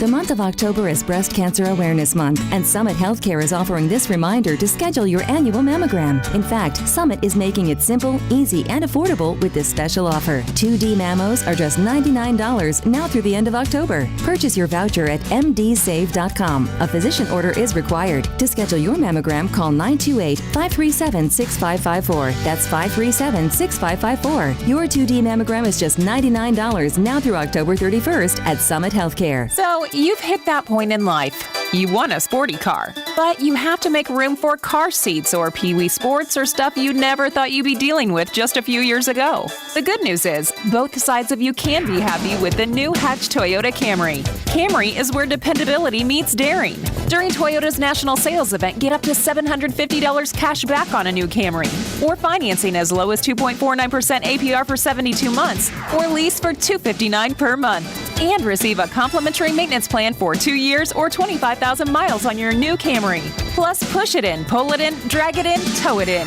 Hatch Toyota will take anything in on trade as long as it runs on gas. We'll take it in on trade. Hi, this is Chaz Hatch. Get our statewide low price guarantee on every new Toyota. Find out more at hatchtoyota.com or visit us today at the Northern Arizona Auto Mall in Sholo. Offers on approved credit plus tax, title, license, and $4.99 doc fee. Lease for 36 months with $23.99 due at signing. Hey everybody, welcome back to Sholo High School. It's halftime here, and the Cougars, number 4 ranked team in the state, undefeated, hosting number 2 Round Valley, also undefeated. And we got a great one going on here. I shouldn't say barn burner. We're not getting a lot of points out of it, but some great defense on display. And those watching on video, kind of the one huge play tonight, that 95-yard touchdown run by Seth Wiltbank. As you look at the replay again from ground level, what a great run. That is a highlight extraordinaire. And that's the big offensive highlight for the Round Valley Elks tonight. That gave them a 7-0 lead. Sholo matched with a touchdown in the second quarter. Failed on the point after try. And we are right now sitting at 7-6, Round Valley in front. Check the numbers for you from that first half. With Round Valley in front, Round Valley has a total of 131 yards of offense. So outside of the 95-yard run, do the math, my Holbrook Roadrunner math, spot on at 36 yards of offense the rest of the way for Round Valley. Speaks to that great Sholo defense. You see Cooper Irvin on that replay a moment ago, making a big play, made several in that first half. And again, effective job clamping down Round Valley's attack after the one play.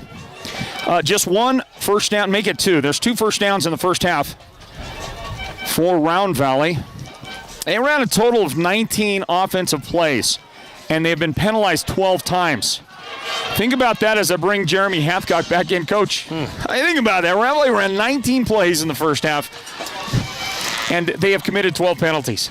Not all of them were offense penalties, of course, I don't even know what the breakdown is, whether it's half and a half or what, but there's a high degree of possibility every time they run a play that they're going to commit a foul. Well, you always come to football games expecting to see something you never see before, and this is unfortunately the Zebras are stealing the show. But out of all reality, we like to joke with officials, but like I told you before, Floyd, the more aggressive team usually is the most penalized team. Officials will tell you that, and head coaches. The only people who really don't understand officials are assistant coaches. So all my guys are like, every play's a holding if you were on defense, and every play's a face mask if you're on offense, it seems like. But head coaches understand that what officials have in front of them, and we're usually pretty patient with them, and they do a good job. I mean, gee, what do they get paid? A little bit more than what I get paid.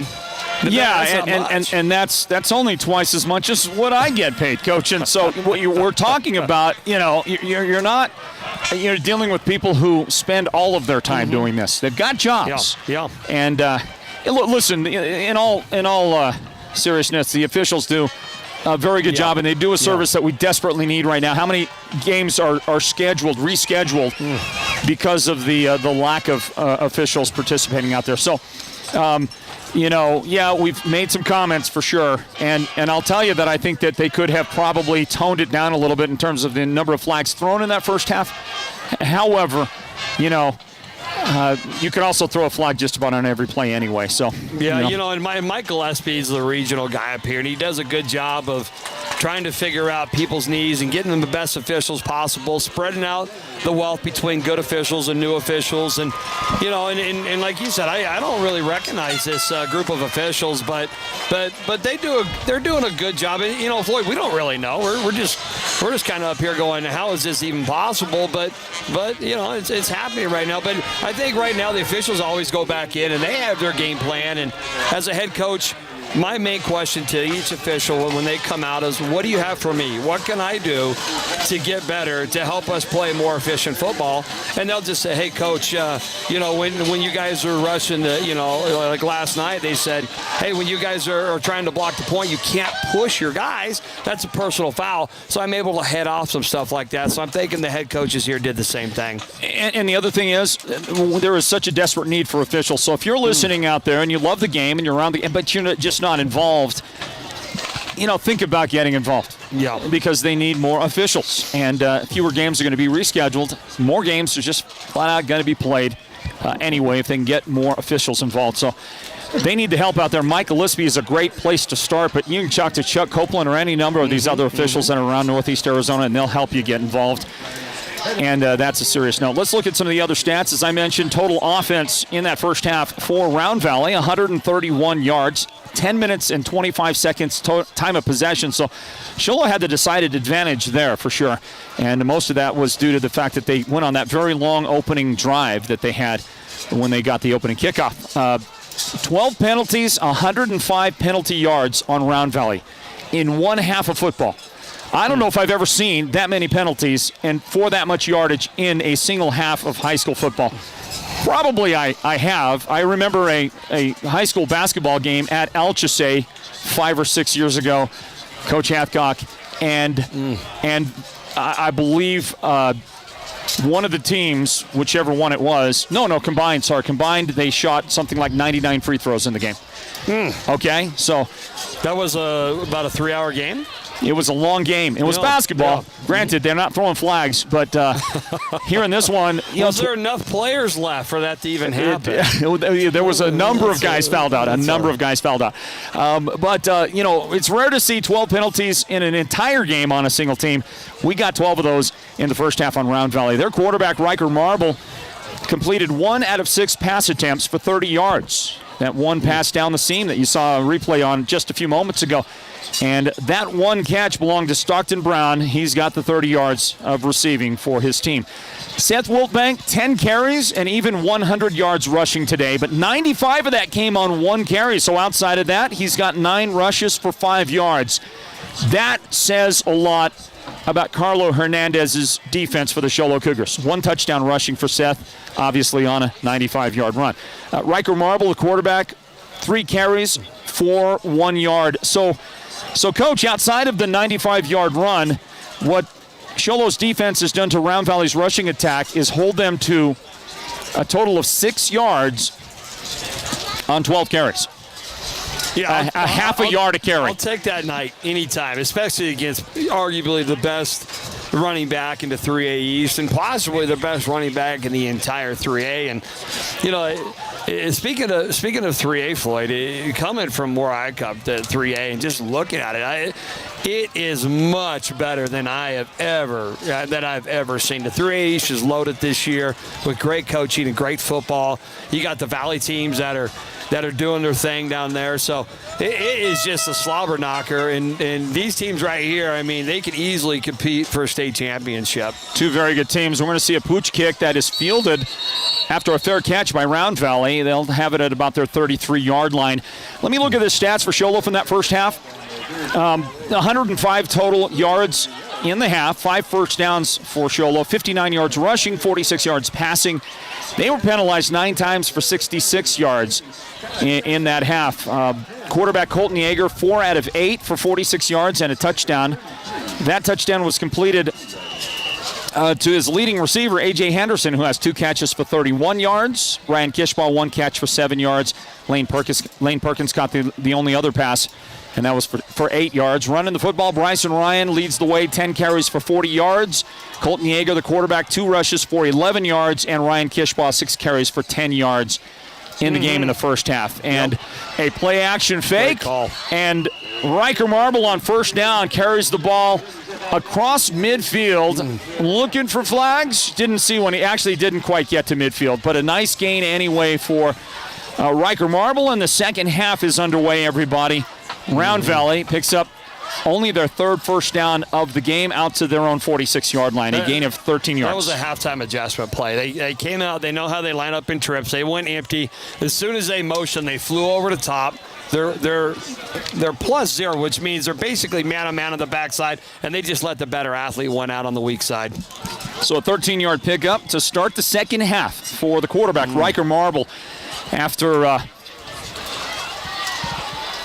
pretty good defensive half by the Cougars. The RPO, and the quarterback keeps it, goes around the left side, was able to sidestep a couple of tacklers, stepped up and got hit pretty hard, brought down for a very modest gain. How about a yard gain on the play? That's it. No gain, actually. You know, the RPO was created by wing T teams. You know that, right? The run-pass option. Didn't know it. Yeah, Coach Morrow, I think, was one of those guys. He told our quarterback, you can pass it, but I'd rather you run it on boot. So it's a run-pass option on that. True. But, you know, and of all jest, so the RPO really has changed the game of football. Second down. And that's what you see here. They'll option it left side, pitch out to Seth Wiltbank, and it's shut down quickly. Number 32, that is just one of the best defensive players you're going to find across the state. Cooper Irvin tracks him down, knocks him down, and it is a no gain. So back-to-back 0 gains on the play.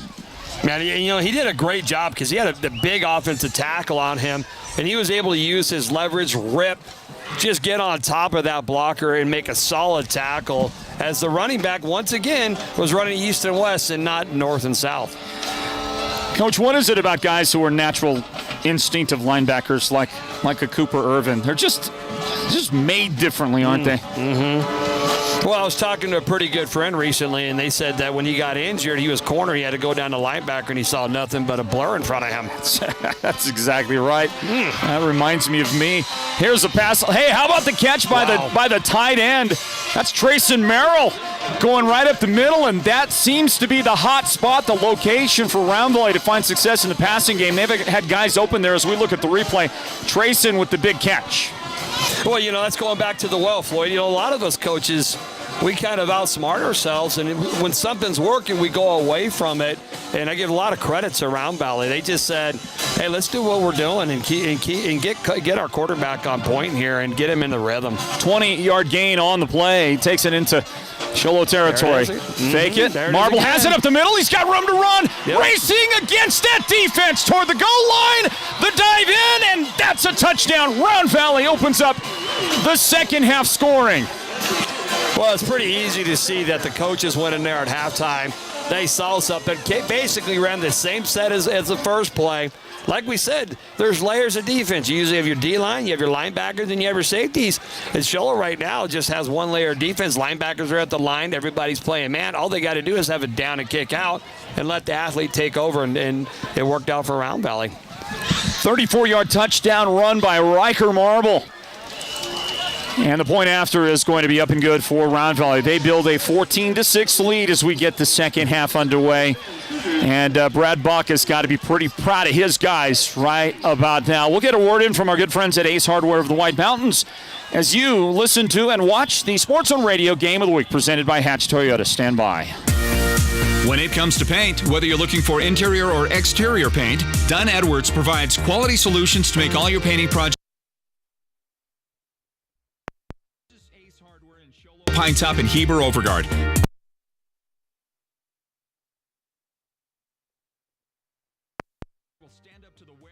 Our tough seasonal weather.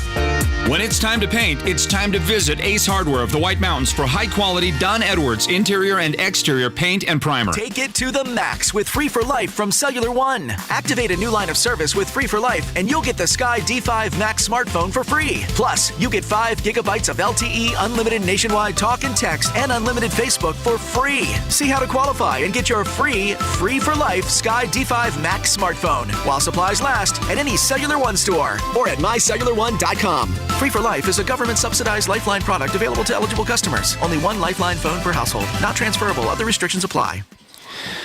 Round Valley set to kick after they score to open up the second half here. They lead 14-6. And a whistle. Took a little while, but we finally got a second half whistle.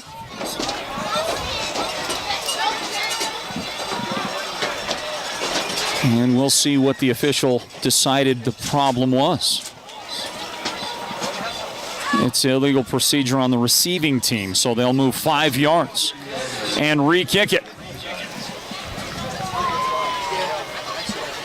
We got a scoring update? Yep. Muggy on. 48-0 over Williams with 5:18 on the clock in the third quarter. Wow. 48-0. Williams ranked number 4. Rematch of the state championship game from last year. Wow. Listen, Muggion is so much better than anybody else in 1A football. It's almost laughable. The snowflake of 3A is what they are. Here's a kick that skips, bounces into the hands of Nash Brewer. Full speed up the middle, and look at Nash with the speed, and he's gone! Nash across the 30, the 20, and into the end zone. Brewer with some amazing speed. There's a marker down. We'll see. Round Valley says it's against Sholo. Nash Brewer is a beast. Wow. You've got to love what you're seeing on that. It's holding against Sholo, so that's going to come back. But look, Nash is one of my son's best friends, so I'm around Nash a lot. I see him a lot. He is as good a kid as you want to have. You know, when you're thinking of, what you want your kid to be like, Nash is the guy. And I love to see his successes, but boy, I tell you, I wasn't sure. I didn't realize Nash was that fast. Wow. That was amazing. Shot from a cannon. And, Sholo did a great job of just funneling out, running that little middle wedge there. Nash saw it. Those natural instincts are uncommon as a sophomore to have that ability to see it, make that cut, that dip on that kicker, and keep running like that. Great stride. Look at his knee drive. It's just overall stud. I know this. If I'm Round Valley again, I am not kicking to that kid. But then again, who do you kick to? Kishball? Well, you don't want to kick to Kishball because Kishball's actually better. You're looking at a number 50, 60, or 70 on the jersey and kicking to that dude. That's exactly right. A little pooch kick is about all you're going to really want to do. Well, after they mark off the penalty, Sholo's back at their 22-yard line. Unfortunate turnabout. After a great return, handoff goes up the middle. And my sense is that's the big fella. Bryson Ryan, it is. Ryan gets the carry, and he runs into traffic early on. Well, you had a whole half to rest. I know you play on offense. You're regrouping, and what Sholo needs to do is just keep sticking with their game plan. pound it, those 3-yard gains, because their game is in the play-action game. And every once in a while you might get Kishbaugh and, turning that corner and really busting this game against Sholo right back into it. Preston Power is split out left of the formation for the Cougars. That was a no gain on the last play, and we'll get a whistle to stop playing offside on the defense.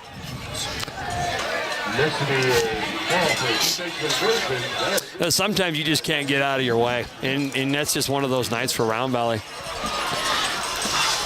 5-yard mark off. 2nd down and 5. The ball out to the 27-yard line for Sholo, their own 27. Round Valley opens up the second half scoring on touchdown run by Riker Marble. 34-yard touchdown run just a couple of moments ago. 14-6. The Elks in front. Play action, got him. Roll out, and I thought Keanu Clark got a hand on it. Pass was completed out here on the near side to Ryan Kishbaugh, and then a marker down right at the tackle. We think we got another face mask. I think we've had 4 so far in the game today. Well, I'll tell you what, when that quarterback turns the corner, you're always taught to look deep first, and he had a man. He just had a man, but credit Round Valley number 77 for putting that pressure, making him get rid of that ball. But you see right there, he's open deep right now. Just put it towards the sideline. I think it was a helmet-to-helmet call by the official. Can we look one more time at that replay? Talking to our technical director, that's Noah Anderson, and we're going to get a pretty good look at the finish to the play. I thought, I just barely saw the indication from the official that I thought was helmet-to-helmet. Yeah, there's no helmet-to-helmet whatsoever. There's just a great hit. Anytime your head's up, you lead with the face mask. That's not helmet-to-helmet. Here's the fake reverse. Colton Yeager taking a couple of hits and gets spun down after he crosses the 40-yard line. Still in Sholo territory where he goes down, but he picks up 3 yards on the play. Yeah, when you and I get it. Officials do have to err on the side of caution because you really want your job is to protect kids. During this game, make sure things are going right. It's not chippy.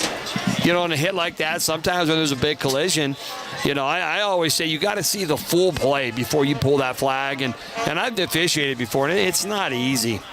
No, it is. It really isn't. And I would say it's even tougher if you come from the coaching ranks because of the things that you focus on. Here's a toss on 2nd down and 8, right side, and Ryan Kishbaugh stopped shy of midfield. Spun down, but a nice little gain for the Cougars, and they'll be marked at the 49-yard line. That's a pickup on the play of 5 yards for Kishbaugh. Yeah, just to see his explosiveness, and really all they have to do is just get in Round Valley's way and not let Round Valley control the line of scrimmage. And by that meaning, really you teach defensive linemen to get heel deep, right? And if they can prevent them from doing that, Kishbaugh is going to do the rest. So it's 3rd down and 2. It's actually a 6-yard gain for Kishbaugh on the last play, quarterback sneak. And that should be a 1st down. Crosses midfield. And he did get the yardage necessary. 3-yard gain for Yeager. He takes it to the Round Valley 48-yard line.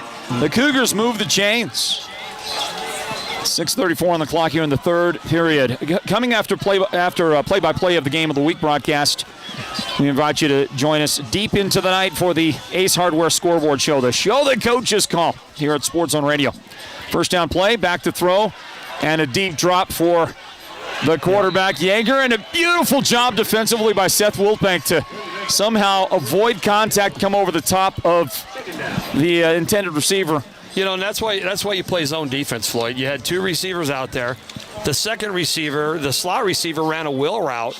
And so when linebackers taught, I'm going to read in zone defense, I'm going to work my near receiver to my far receiver. The minute he left his zone, he just had to look up the receiver coming to him, and he sat on the curl, and it was a great play. 2nd down play now. Slot receiver on the left side, that's Lane Perkins. Split out left to him is Preston Power, but they give it up the middle to the fullback, and Bryson Ryan is racing through the defense, and you're not going to catch him. Nice stiff arm toward the end, and Ryan takes it to the house for a Sholo touchdown. Hey, just like we talked about, Floyd, you keep pounding, and everybody's like, well, why the heck? You hear some fans saying, no, that play up the middle doesn't work. 1 yard, 2 yards, 3 yards. But if you got to be who you are. And this is another example. Why didn't they kick a field goal on the 3-yard line last time? Because they don't kick field goals. They're going for 2 once again. Well, they got to go for 2 right here. Ryan able to split that defense. Too much of a man to bring down, and they're able to get it across, get it in, and the 2-point conversion successful for the Cougars. They tie the game, 14-14. A big one going on at Sholo tonight. Do stick around, everybody. You are listening to and watching the Sports Zone Radio Game of the Week. It's presented by Hatch Toyota. The team at Beeman Well Drilling is like a great football team. They work hard, they work as a team, and they play to win. Their reputation is second to none, and they proudly call the White Mountains their home, even though they complete projects throughout the entire southwestern United States and beyond. No project is too big or too small for Beeman Well Drilling, so when the time comes for you to punch a hole in the ground, remember the White Mountains' top well drilling team, Beeman Well Drilling. Call anytime, 928-205-7647. Go deep with Beeman Well Drilling. The month of October is Breast Cancer Awareness Month, and Summit Healthcare is offering this reminder to schedule your annual mammogram. In fact, Summit is making it simple, easy, and affordable with this special offer. 2D mammos are just $99 now through the end of October. Purchase your voucher at mdsave.com. A physician order is required. To schedule your mammogram, call 928-537-6554. That's 537-6554. Your 2D mammogram is just $99 now through October 31st at Summit Healthcare. Hey, back into it, everybody. And the short kickoff by Sholo reaches the second level. Seth Wilbank had to dive on it. No return. And Round Valley goes back on offense as we bring you back into the Sports Zone Radio Game of the Week. It's presented by Hatch Toyota. Round Valley at their own 27-yard line to take over. We've got a 35-10 Snowflake score to report. Halftime lead. Snowflake on top of Payson. So the Lobos are starting to pull away in that matchup, and that's really what I think should be expected in that matchup, even though Payson's had Snowflake's number a lot over the years. Payson took a really big and physical Eastmark team to the wire. Look at that double pass. Halfback pass, wide open downfield. Pass caught at the 45-yard line, and now the foot race is on. I think that's Stockton Brown, the receiver, racing, and he's going to make it get to the end zone. Trickeration. Seth Wilbank on the halfback pass, and Round Valley is back on the board again. Hey, you ready for me to give some props? I'm going to give some props to the official there. Brian Lang back there races down. It looks, if you're really looking, that you want to draw a flag. It looks like Round Valley possibly could have hit him here. Possibly. Brian Lang did a good job assessing that. Not calling that penalty right there. Because right there, some official would see a hand extended, somebody falling down, but they let the play be the play, and great job. Great call. What a gutsy call right now. Into the wind. Wow. And really on a play where, Round Valley hasn't had a lot of success that might lend itself to the halfback pass. When you're shutting them down, don't you kind of let your guys up front play and make sure you're soft back on the back? You're ready for that because you're stopping it. Well, one of the reasons, though, why you're shutting them down is because you're being overly aggressive. And so they use their aggressiveness to their advantage right now because you can see in the corners, the safeties, everybody's been involved in that run game. And it's just a way to loosen that box a little bit. And they actually struck gold and hit it for 6. Stockton Brown on the receiving end. By the way, folks, a 73-yard touchdown pass from Seth Wilbank on the halfback pass with 5:56 on the clock here in the third period. So these two teams play a defensive battle in the first half where a total of 13 points were scored.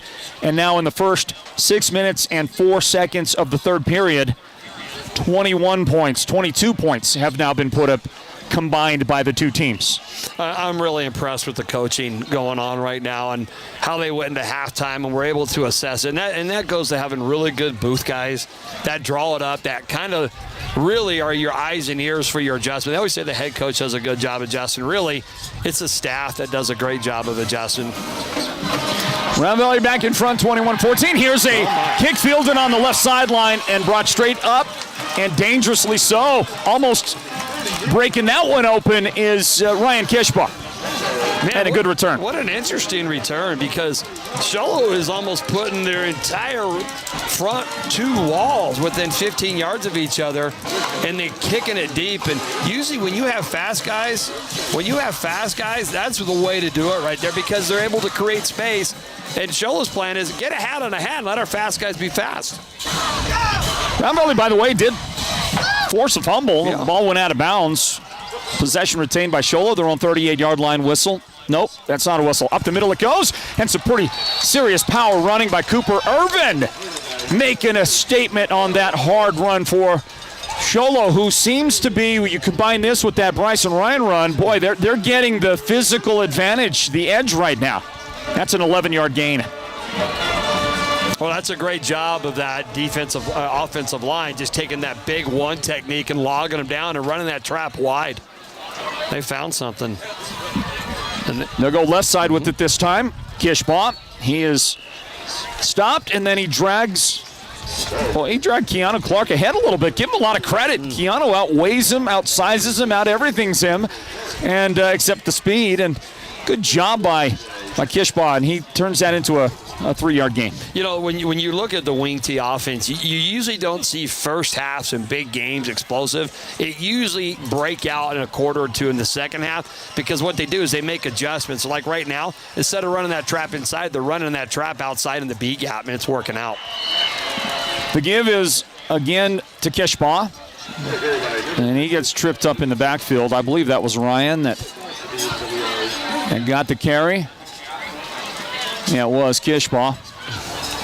And Ryan actually lost all 3 yards gained on that previous play. So that sets up 3rd down and 10. Coach, you got any scores? I'm looking right now. You know, this Sholo internet's kind of killing me, Floyd. I'm going to be honest with you. Much better in Pine Top. 3rd down play coming up. And the stretch play give to Bryson Ryan. And Bryson is able to find a little hole, sneak through, and turn it into a positive gain out to the 45 of Round Valley. Bring up 4th down, 4th and 4.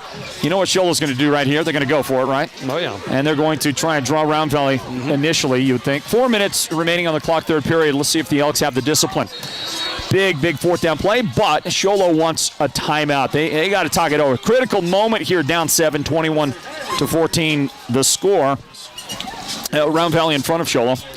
Great game. By the way, that young man that just carried the ball ahead for that 6-yard gain, Bryson Ryan, now sitting at 95 yards rushing on the game. 13 carries, 95 yards, and a touchdown for Bryson Ryan. Look at this arsenal of running backs. You got fast dudes, you got big dudes, you got a quarterback that can run, you got a huge tight end. Sholo's got a ton of offensive weapons, and they're really a nightmare for a defense to stop. When you have a dual threat quarterback, you have running backs that can hit the edge, run it up the middle and trap, be strong enough to get that 3 or 4 tough yards up the middle, and a line that truly believes it, because really an offensive line has to believe that the running backs are going to make things happen. And Sholo's just, even though they don't have the size advantage, Floyd, they definitely are believing in what's behind them, and they're playing hard. Well, we'll see what they've got cooked up here on 4th down and 4. Here's the quick snap. Running out to the right, and Yeager elects to kick it. And he gets a great bounce. This might be down deep, and it will be. That's going to roll to the 1-yard line. Turns into a great kick for Sholo. Yeager delivers a 44-yard punt that gets downed at the 1. Coach, that's just got to make your heart warm if you love special teams at all. Well, I tell you what, for a zone read defense, there's nothing worse than being down at the 1, because you rely on being patient for those holes to open, and that's where you want to have a pretty good little, change of pace power game when you can push it out 2 or 3 yards. But right now, anybody, obviously the favors of the defense, but I expect right now, same thing. You're going to run that trip set, get them really spread out. Well, here they come in power. First time all night, so I guess I need to watch more film, Floyd. Slot right, they'll offset it. Quarterback sneak. Riker Marble getting a bit of a push. I think he might have got to the 4-yard line. That's a 3-yard gain. Well, in a game like this where you've got 2 very good defenses, And I know that we've seen more scoring in the third quarter so far, but two very good defenses. When you get pinned to your own 1-yard line on a punt like that, it can change the game completely at that point, can it, Coach? It does. And the thing is, offenses take tremendous amount of pride in driving that 99, 97 yard. If they do that, it breaks the back of the team, not only defense, but the team. So big opportunity for Round Valley here. Well, we'll see if they can do that. You hand it off to Seth Wiltbank. He'll try the left side, and it's plugged up pretty nicely out there. 2-yard gain is all. He gets it to the 6-yard line, and that'll bring up 3rd down and 5 for Round Valley.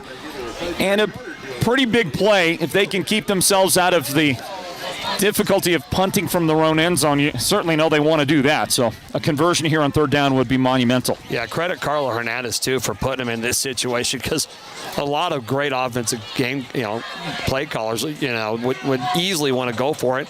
And if you don't get it, you don't flip the field. Right now, the field's flipped. 42-10 in the Snowflake Payson game. Snowflake in front with 8 minutes and 4 seconds left in the third period. Big thank you to Joe Bjorn giving us some updates. We're getting updates from our Sports on Radio's Patrick Austin as well. Joe Bjorn and his State Farm Insurance Agency, one of our sponsors of our broadcast coverage here at Sports on Radio. And a penalty is marked off half the distance, a procedure penalty against the offense. Well, that hurts. It's now 3rd down and 8 instead of 3rd and 5. 3-yard mark off on the Round Valley offense.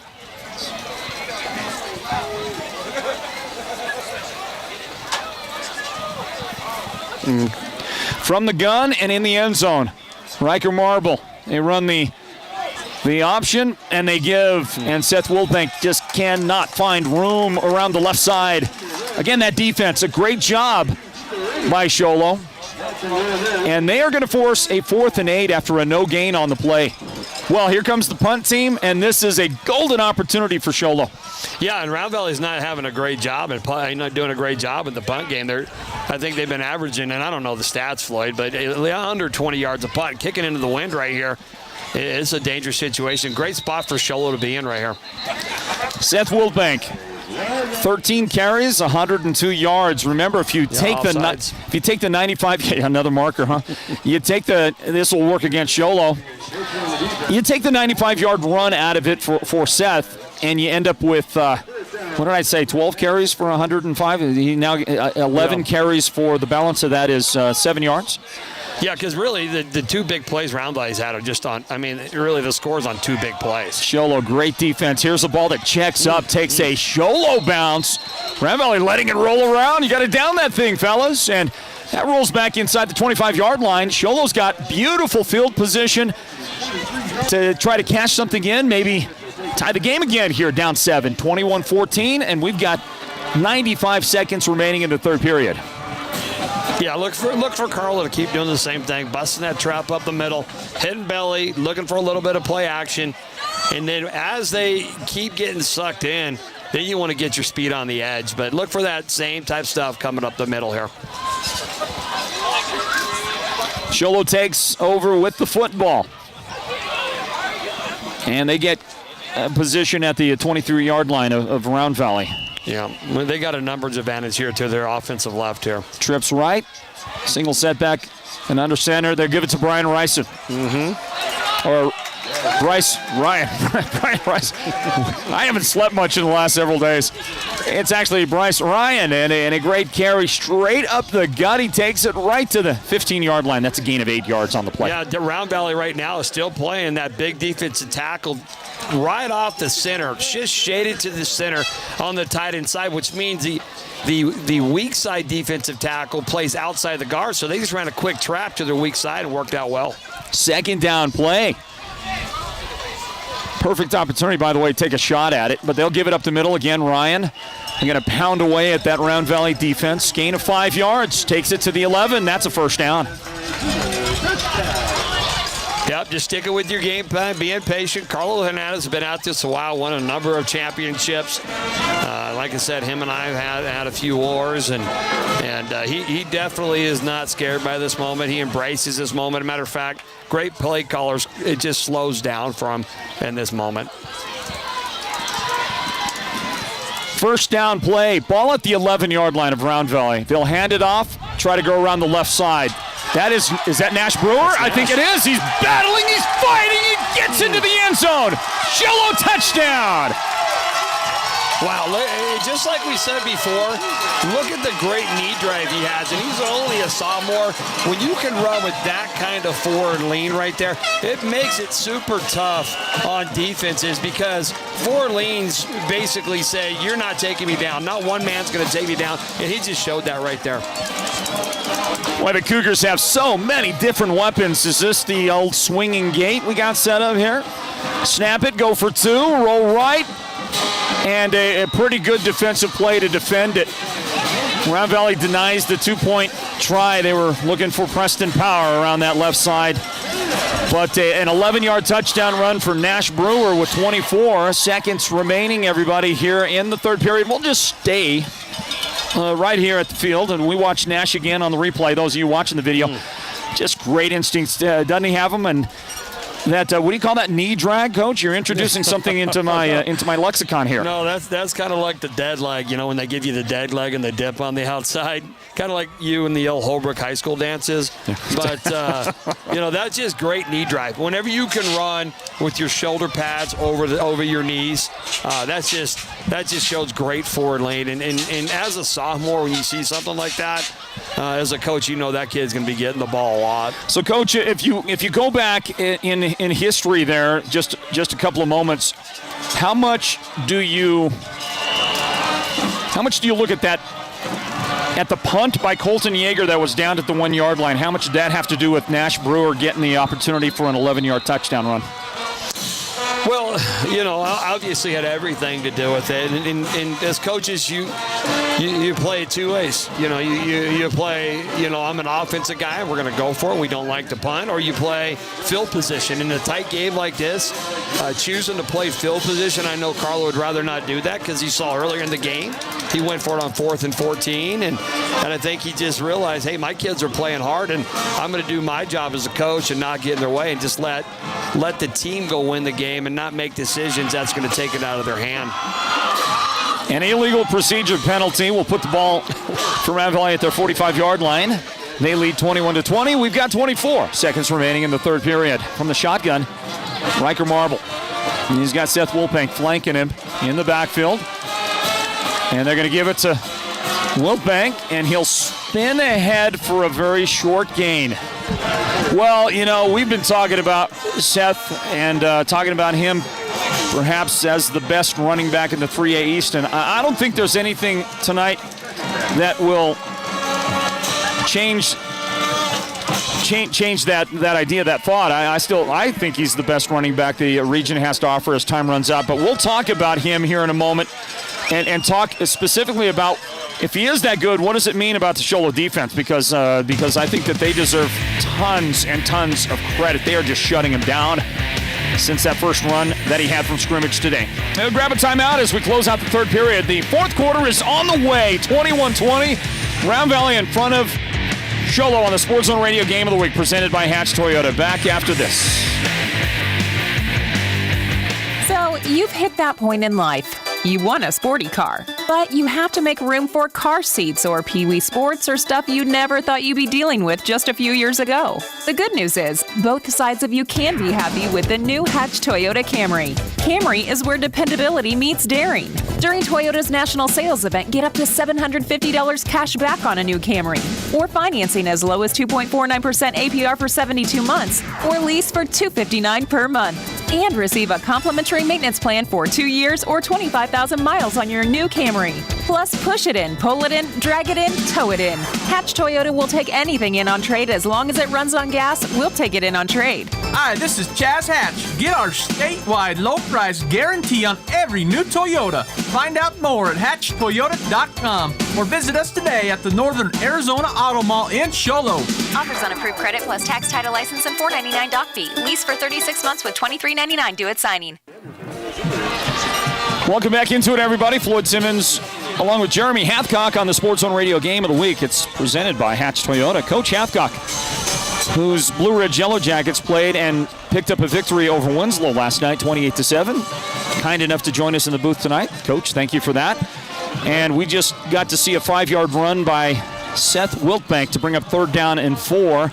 Round Valley now into Sholo territory with this possession. Shotgun, snap, marble toward the sideline, and that's good defense out there by Cooper Irvin as he denies it on a pass intended for the tight end, Trayson Merrill. You know, that is good defense. And you were saying, Floyd, before, like, this running back arguably is the best, and the 3A is possibly the entire 3A. And when you look at it, when you got 9 guys in the box, your quarterback's not going to, help you out a ton, tonight. It's tough to get those yards. So, wow, what a great play call by Round Valley, realizing that anytime you flash it to the running back, that play action's wide open. But Sholo stayed home. They were super disciplined in that. And you feel the momentum kind of shift a little bit.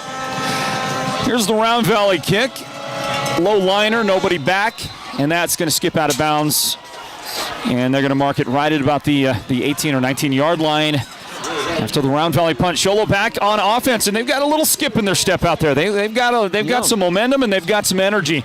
And we want to thank our latest sponsoring partner here at Sports Zone Radio, White Mountain Regional Medical Center. They joined us just recently, and they are now the presenting sponsor of the Sports Zone Radio Player of the Game. The Player of the Game will tonight and for the rest of this entire school year be presented by White Mountain Regional Medical Center. We can't thank them enough for partnering up with us here at Sports Zone Radio. And they'll bring you the Player of the Game coming up.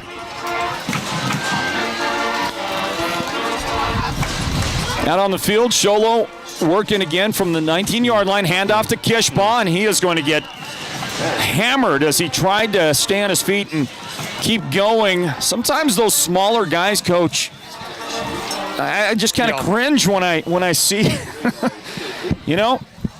Well, they were just trying to get him out to the edge, and credit, man. I mean, Round Valley just has that big defensive end, and he just set that edge, forced the play back inside, and that's where Round Valley eats.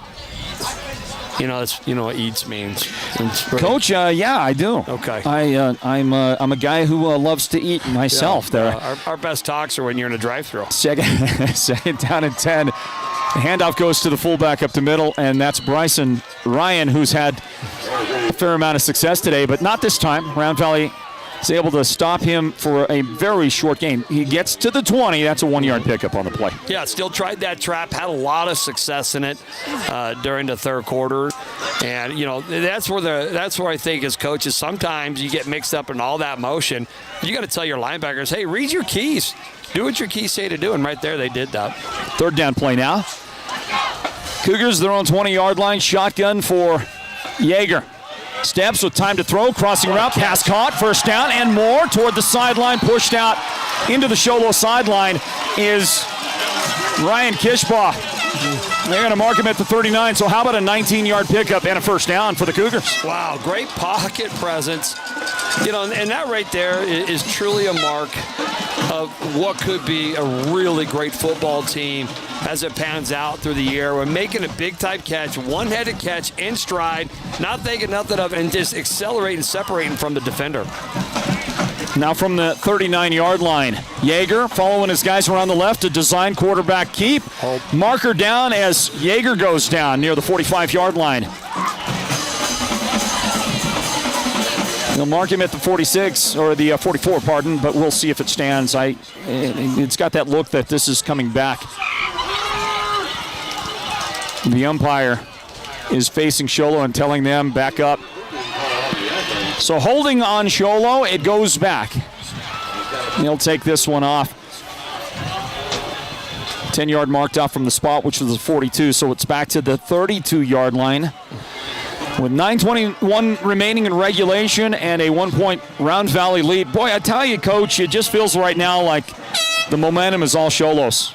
Yeah, it does. And, it's unfortunate right now because the lack of discipline right now is costing Sholo. See if the penalty ends up being a factor. They'll give it right up the middle on the trap. That's Bryson Ryan. I like the design for sure, and I really like what Ryan does when he's got the ball in his hands. 13-yard gain up to the 45. Nothing's changed, Floyd. They're just sticking with their game plan right now. All they're doing is running trap, but what they're doing is they're sealing that A-gap down, running trap wider, and really the only way to make that play is that backside linebacker's got to scrape across the nose guard to make the play, and he's getting caught up in all that play action and all that motion and fakes and all that stuff. So good job by Sholo. Well, Bryson comes off the field after the nice gain. 2nd down and about 4 to go. Cougars at their own 45-yard line. And they're going to run it straight up the middle again. This time it's Cooper Irvin, and Cooper with a nice head of steam, and he's still, well, the ball, did it come loose? I don't know what just happened right there. I thought he was down. Either way, a very nice gain for Irvin, and they'll mark the ball down eventually at the 35-yard line. Yeah, and that was Bailey again, Floyd. Just like we talked about at the very beginning of the game, you got to be who you're going to be. You know, and a lot of people want to be in panic and be in a hurry because really the run game wasn't working at all the first half, and all of a sudden they just kept being consistent, pounding, found a hole, made an adjustment. 20-yard gain that takes the ball to the 35 of Round Valley. Yep, faked it out the right side, and Colton Yeager brought down by Trayson Merrill. Trayson able to chase him down, but another nice pickup on the play. This will be 8 yards on the play. Coach, you recognized that from the start. Why is that? What did you see? Well, I mean before the play, you were calling it all my secrets, but I don't know. I think it's just whenever you have that sort of set with an offset back, it's very rare that you're going to run sweep to the backside because you're short a blocker. And so what a lot of people like to do is pin people down, fake the sweep, and just run that quarterback bootleg. Here's some misdirection in the backfield on 2nd down and 1, and that'll be a 1st down gain for Kishbaugh. Takes it straight up the middle. Healthy gain to the 21. I've got that as I believe that was a 5-yard pickup and a 1st down for the Cougars. They keep it going. Yeah, that was buck sweep from the eye. You don't see that very much, but they buck sweep from the eye. And that's just pure execution by that offensive line. But, man, Round Valley, they're just stout on the inside. It's just hard yards right now. Cougars exerting their will on this series. And they fooled me, Coach. I didn't see it. Was that the fullback, first guy through that got that?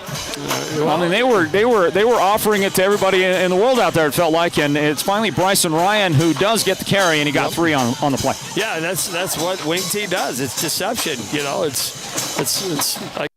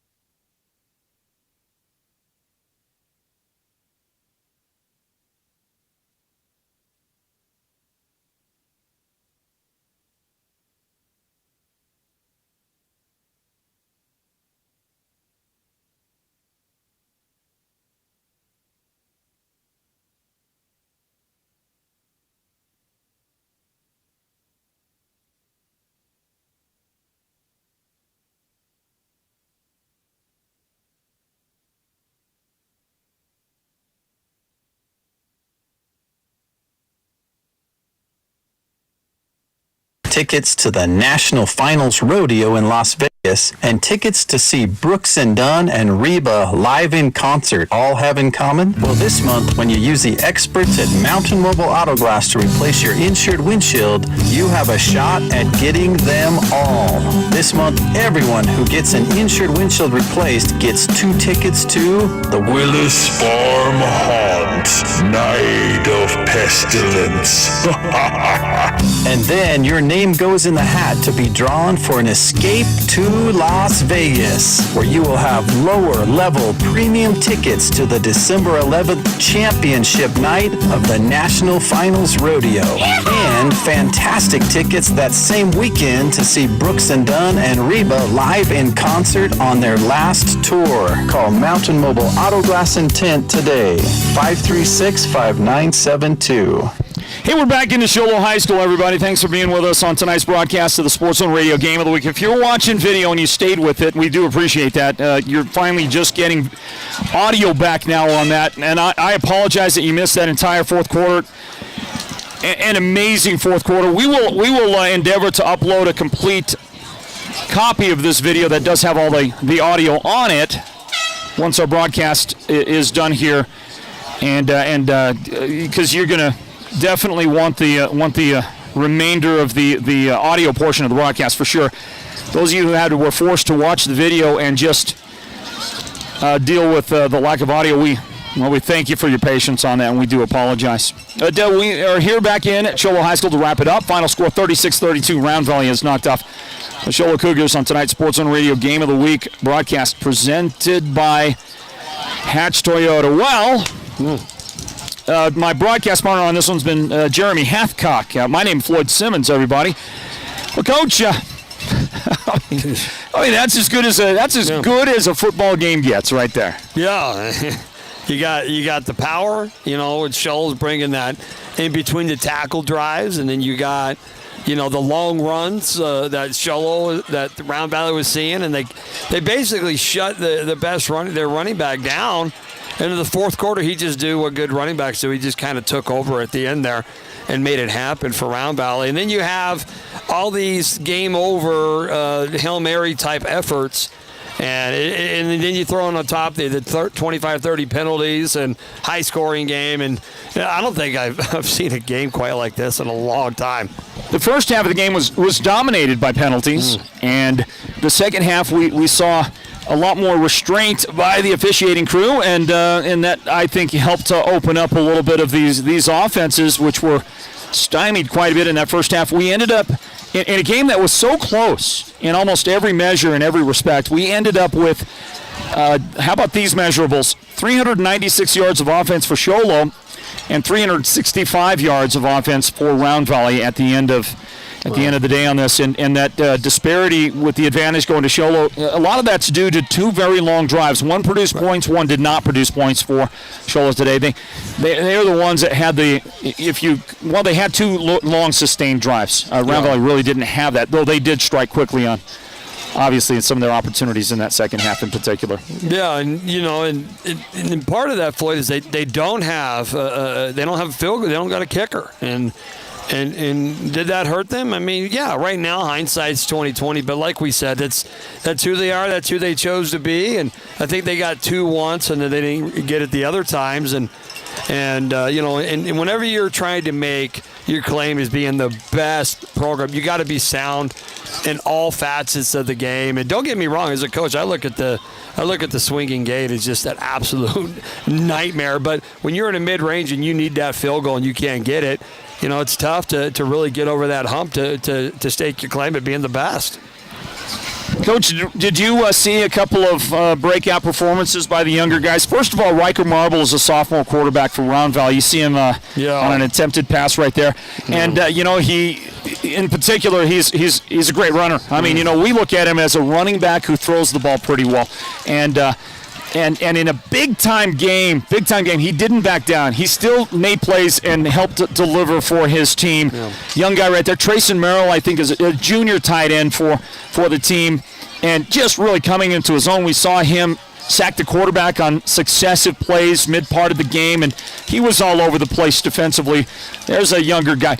And on the other side, Well, Nash Brewer. Yeah. What can you say about that kid? I mean, just proven to the rest of the world, how good he is and how special he is going to be as the future unfolds.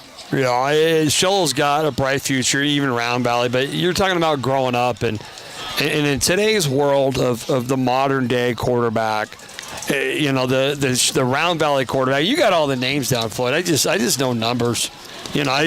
I don't say go stop John Smith. I say stop number one. Yeah, that's how it works. Stop number for coaches. one. Yeah. And boy, he really showed out because he started a little shaky. And like you said, he truly grew up in front of our eyes tonight in a big time situation, settling down and making the throws because he had to make them. Because for a while that running game was shut down. And then you got the youngster, and number 2 of Sholo, you already said it. Nash Brewer. Nash, and, well, yeah, because doesn't his dad run Yosipides? He does. Yeah, I think I've gotten an iced tea there. It's really his mom, okay? All right? Yeah. His dad's involved, but he's he's behind the scenes. I know how that works, so I know how all that works. I'm behind the scenes myself, but to see the explosiveness on the kickoff return, and it got called back, and then that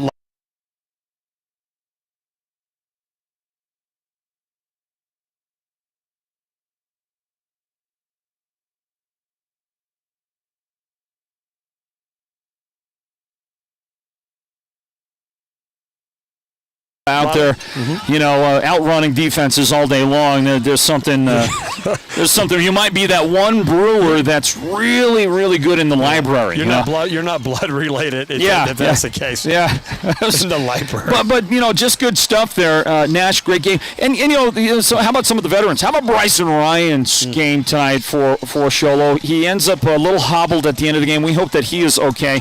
He can bounce back 100% very soon. Boy, what a tough, hard-running game Bryson delivered for his team today. Yeah, and when Sholo made that adjustment, and they made that adjustment not only because they saw a gap in the defense, because they realized they weren't giving the ball to Bryson as much. And when they started feeding him the rock, all of a sudden the pass game started open, the edge started opening, and that's just a weapon that most teams don't have. Most teams don't have an inside threat and an outside threat. And all of a sudden they got a stable of receivers, that big tight end. What was he, number 88 for Sholo, who made some big-time plays and clutch moments. And all around, it was just fun to watch. The D-line of Round Valley coming up with the big sack at the very end of the game. And just a lot of stellar performances tonight. Great stuff. Coach, I'm going to let you go, but on the way out the door, would you just answer 2 quick questions for me about Round Valley? One is this. You get to play them next. Yeah. So I'm going to come to Blue Ridge. They're going to play you next Friday night, okay? Yeah. And that'll be our Game of the Week broadcast next Friday. We'll be at Blue Ridge to watch the Round Valley Elks come in and take on the Jackets. So a thought on, just what you're going to have to do facing them a week from tonight. And the second part of that question is, Round Valley remaining undefeated. They're 7-0. They win tonight. They were ranked number 2. The team in front of them had, I think, a 4-point advantage in the power rankings, however that works. Valley Christian, undefeated, but tonight they're playing Coronado. We know they're going to win that game. It's going to be by 60. No. Coronado's not very good. Nope.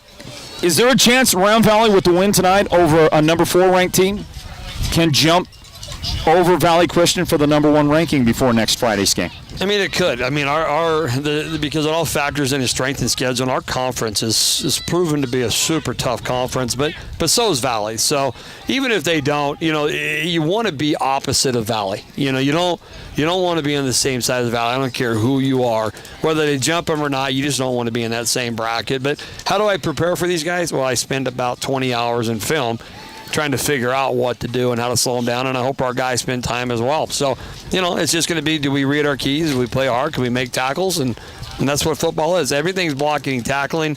Everything else is a myth, right? That's what they say. Mm-hmm. I'm gonna let you decide on that one, Coach. Hey, thanks for the assist on the broadcast. Hey, great job, man. You haven't done a broadcast with us, a play-by-play game with us in, 20 years? I don't know what it's been, Coach. It's just what you taught me stuck. It's way back there. It's stuck. You're better now than you were then, Coach. Something happened along the way. We did the 9/11 broadcast. I still remember that. What a moment that was. Did we really? We did. You and I? Snowflake, Winslow.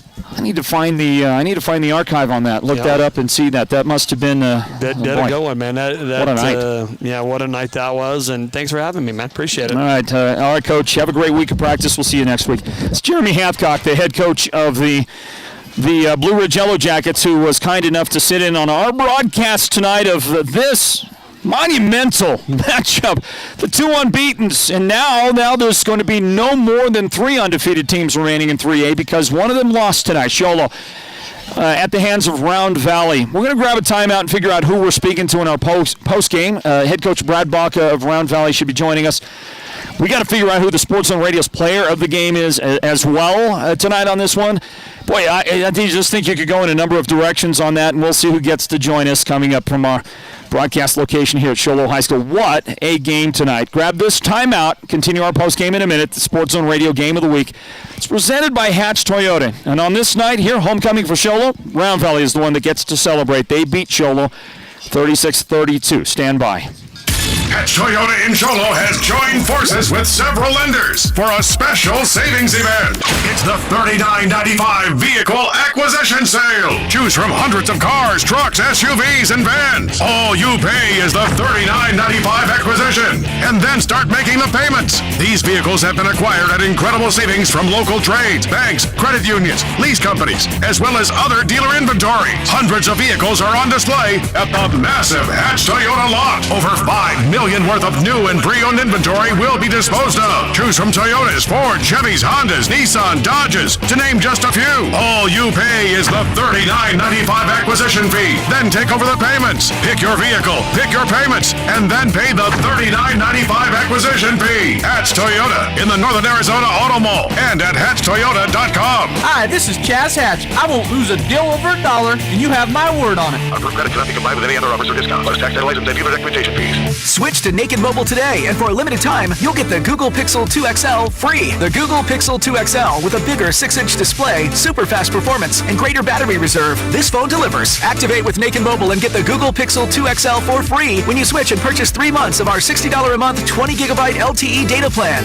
Did we mention it's bigger, faster, stronger, and it's free? Naked Mobile with coverage on America's best networks. No contract, no credit check, no hidden fees. Available at any Cellular One store near you or at nakedmobile.com. The month of October is Breast Cancer Awareness Month, and Summit Healthcare is offering this reminder to schedule your annual mammogram. In fact, Summit is making it simple, easy, and affordable with this special offer. 2D mammos are just $99 now through the end of October. Purchase your voucher at mdsave.com. A physician order is required. To schedule your mammogram, call 928-537-6554. That's 537-6554. Your 2D mammogram is just $99 now through October 31st at Summit Healthcare. The team at Beeman Well Drilling is like a great football team. They work hard, they work as a team, and they play to win.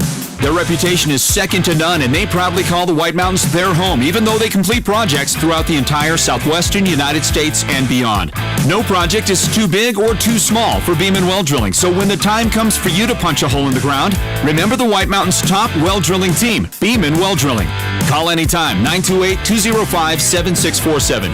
Go deep with Beeman Well Drilling. Insurance is a must, but that doesn't mean you must go broke just paying for it. Contact Joe Bjorn State Farm Insurance for a game plan on saving more of your money. Joe and his team offer home, life, auto insurance, and more. With Joe as your insurance quarterback, you'll score big each and every time. And with State Farm cheering you on, how can you lose? Joe Bjorn State Farm Insurance, providing blanket coverage of the entire White Mountains. Call Joe at 928-536-7101. That's 928-536-7101.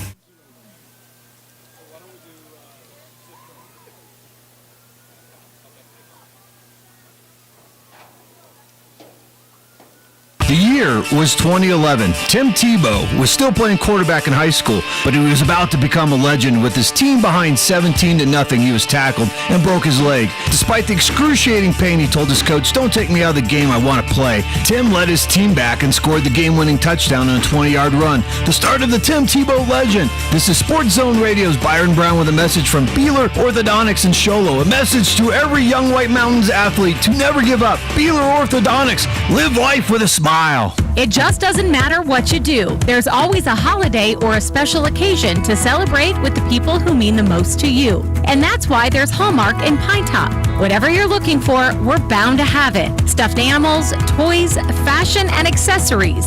Themed gifts of every kind, and of course, Hallmark's favorite gift cards. We're open Monday through Saturday till 6 p.m. and Sundays till 4. You can't miss our beautiful store just a mile south of Safeway. The Hallmark store in Pine Top. Any insurance agent can provide a quote, return a phone call, or claim to have the best rates. But will your current agent fight alongside you if and when you need to make a claim, discuss options when life changes, or put you and your needs first? At the Troy Merrill Farmers Insurance Agency, that's exactly who you'll get. People over profit. Years of expertise and knowledge, personalized service, and a straightforward, comprehensive, and cost-effective insurance solution. Call or visit the Merrill Farmers Insurance Agency now and experience exactly what you've been missing. Sports Zone Radio is pleased to announce that we are now live streaming our Friday Night Football Show Game of the Week every Friday night on our website, sportszone123.com. You're sure to love the high-quality, high-definition live video produced by the best team in the business, and we think that you'll especially appreciate our second-to-none instant replay system. This is Floyd Simmons inviting you to tune in the broadcast on radio at 98.5 KRFM. Listen in on the Sports Zone Radio mobile app and enjoy our live video stream every Friday, plus the replay all week long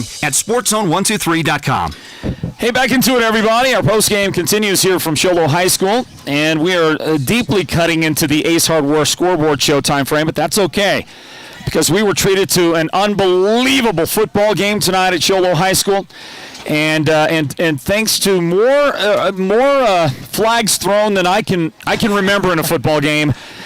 This one went long. It took a lot of time to get through to the end, but in the end, it was a 36-32 victory for Round Valley over Sholo. A shootout after halftime. These two teams trading punches left and right. And except for the final possession Sholo had where they threw an interception on a long pass right at the end of the game. They desperately needed to convert on that pass.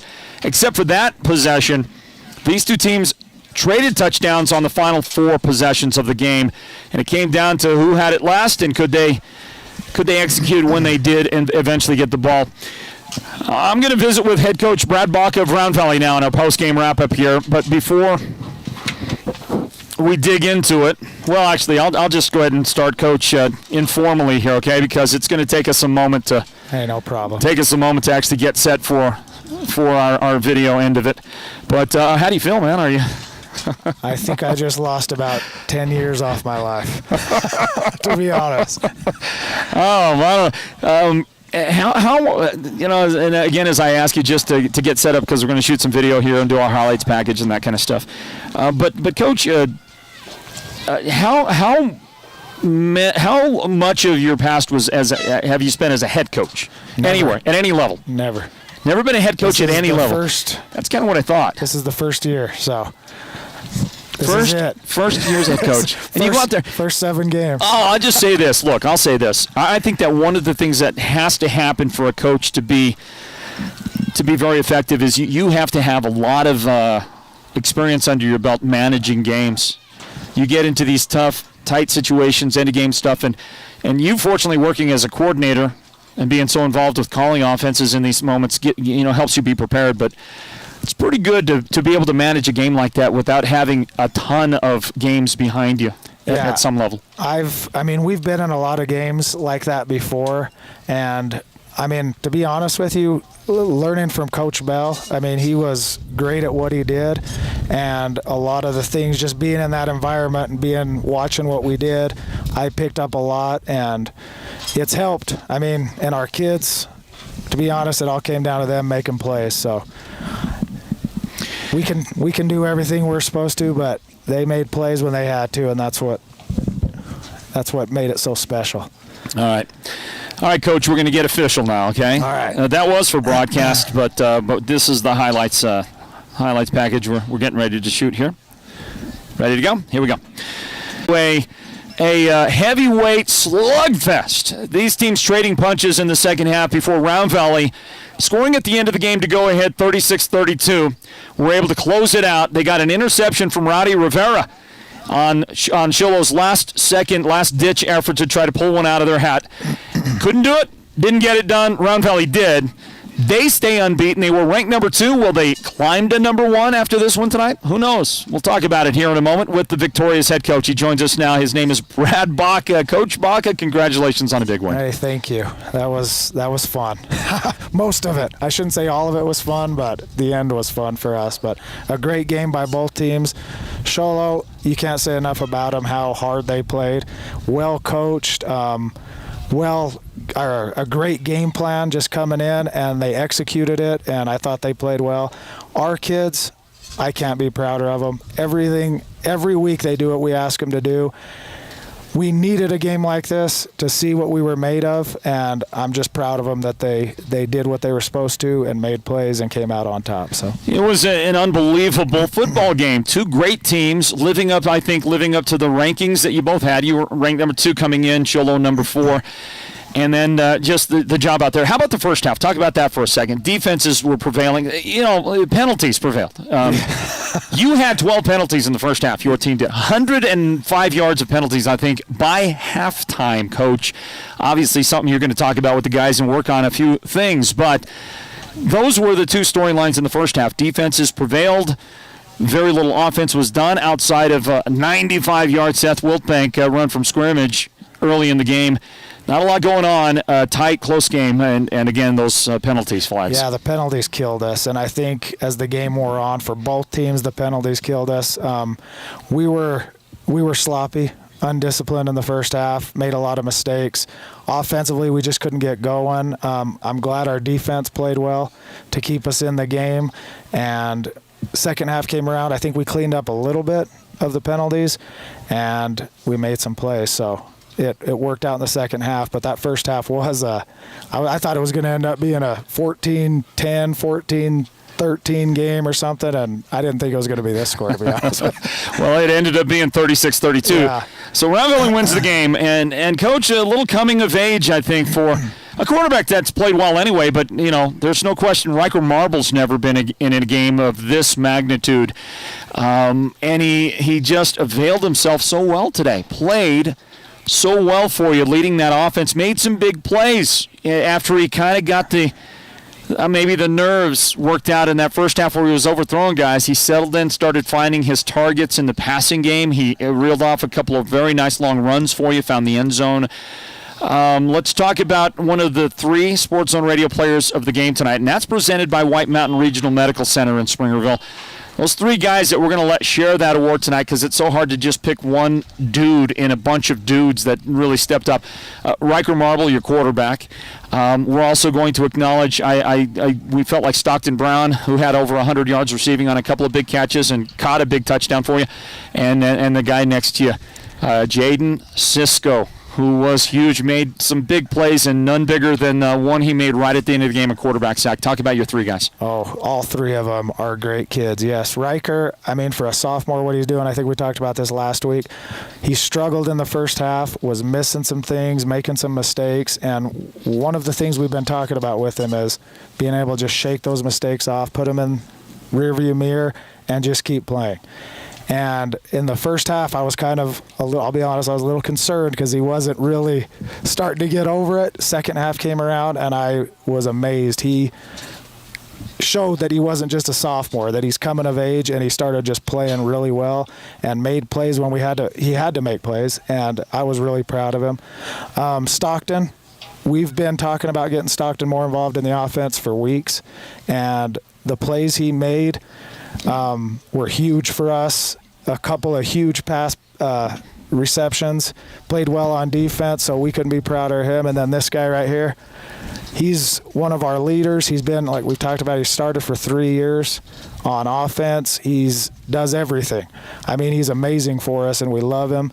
And couldn't be more proud of him for everything he does. He came up with that big sack, made some other plays, is the anchor of our offensive line, makes all the line calls, does everything. So he's an amazing player too. And that guy is Jaden Sisko right there, and we'll talk to him here in a few moments, everybody, as we continue with head coach Brad Baca on a great night tonight. Big win here. We called this, Coach, we think this is the biggest game of the year in 3A football. Might end up being the biggest game, even with what's remaining on the balance of the schedule. No disrespect to Snowflake and no disrespect to Blue Ridge and the other teams we cover in the 3A East. And, of course, those teams from outside the region that are great, like Yuma Catholic and American Leadership Academy, Gilbert, some great teams out there. We don't know how good River Valley is, but they were undefeated still coming into this one today, coming into their action tonight. Yeah, great teams out there, but this game here tonight, we may still look back and say the biggest game of the year was played at Sholo here on their homecoming. And, can you talk about this is your first year as head coach? Before we shot video, you were talking about that. You've never been a head coach anywhere at any level before.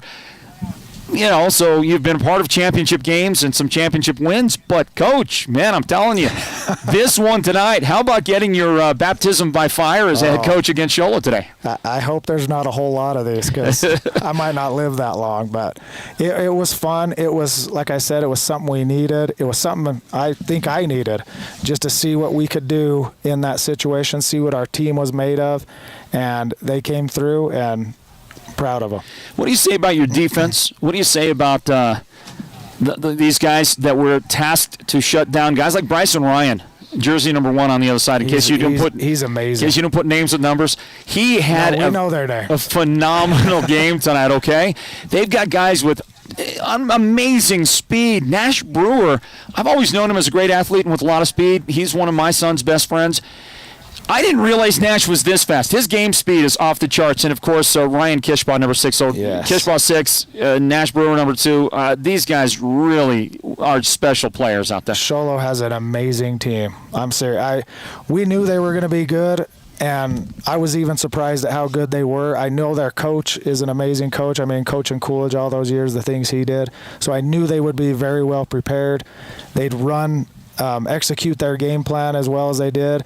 And then they have the players. They have the players to do it. Yeah, number 1 was a thorn in our side.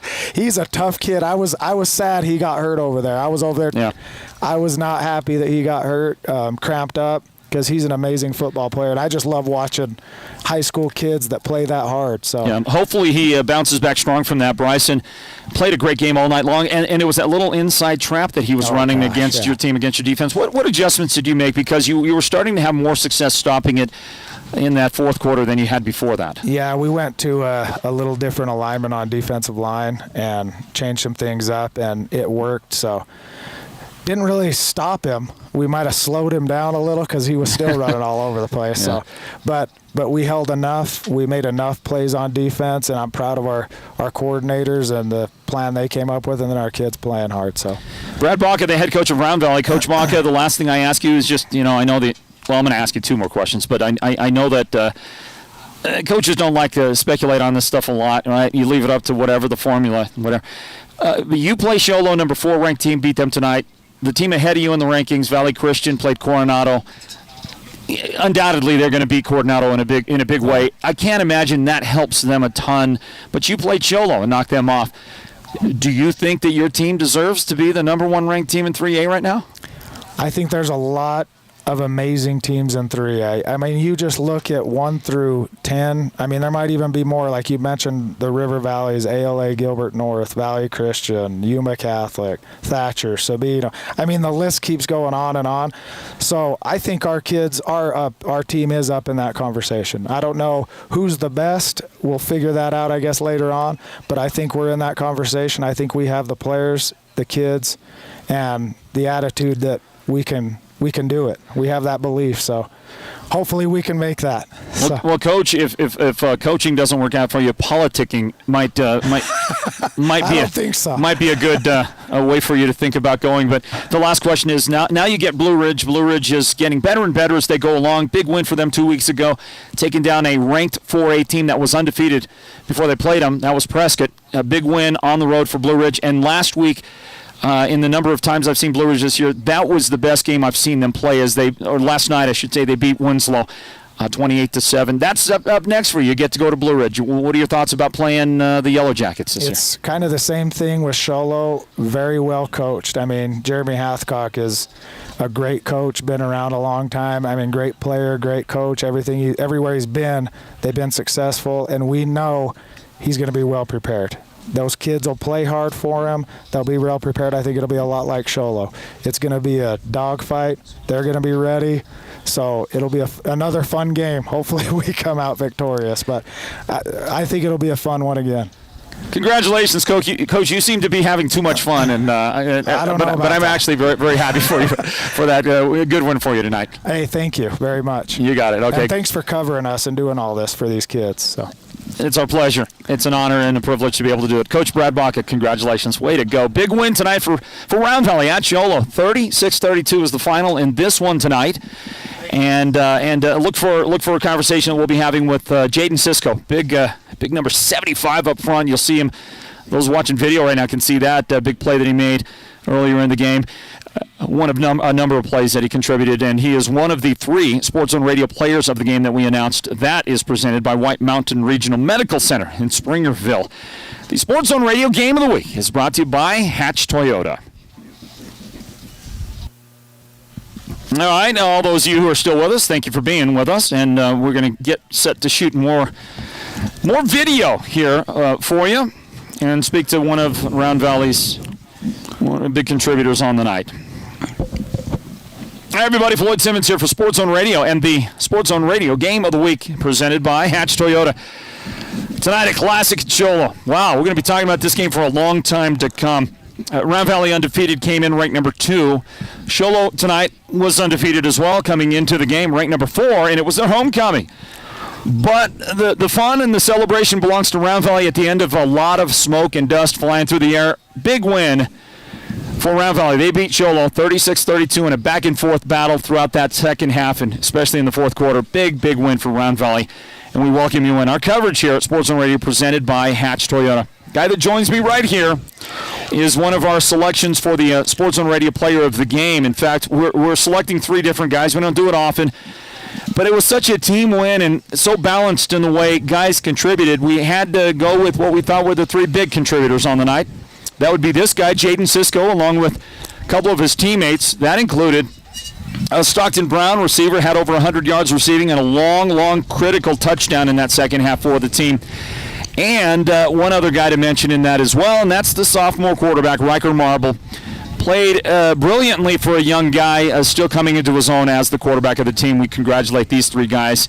The Sports Zone Radio Collective Sports Zone Radio Player of the Game presented by White Mountain Regional Medical Center. Let's talk to Jaden Cisco. Hey, congratulations on the win tonight, big guy. Thank you very much. Well, okay, you came in here.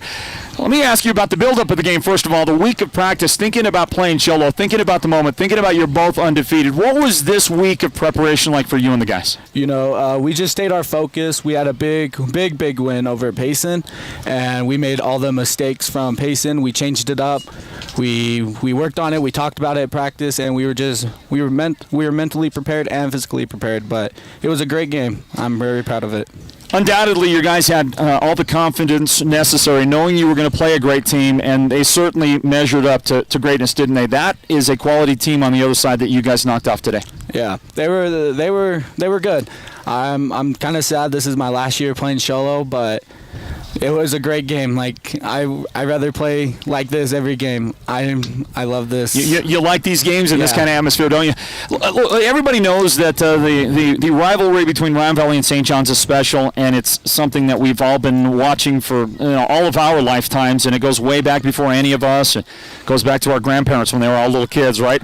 And but the thing about it is, because St. John's has not been quite as competitive with Round Valley over the last several seasons, several years, the attention isn't as much on that game as maybe it had been, at least from people on the outside. Inside the rivalry, still a big deal.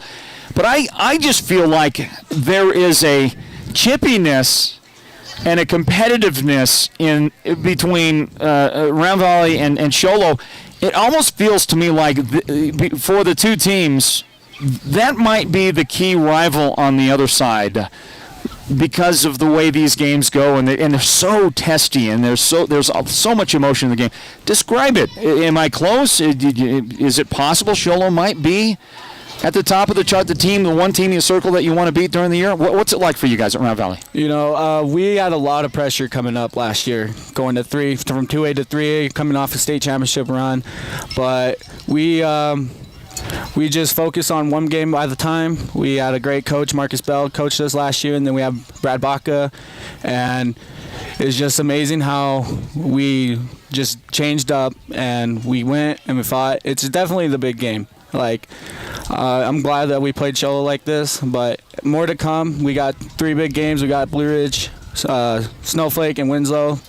But, yeah, we are definitely counting this one at the top 2, at least.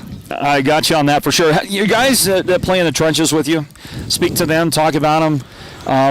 Clearly, football games are won and lost at the line of scrimmage almost all the time, and tonight is no different, especially on your defensive line, the way you guys made key plays when it was necessary.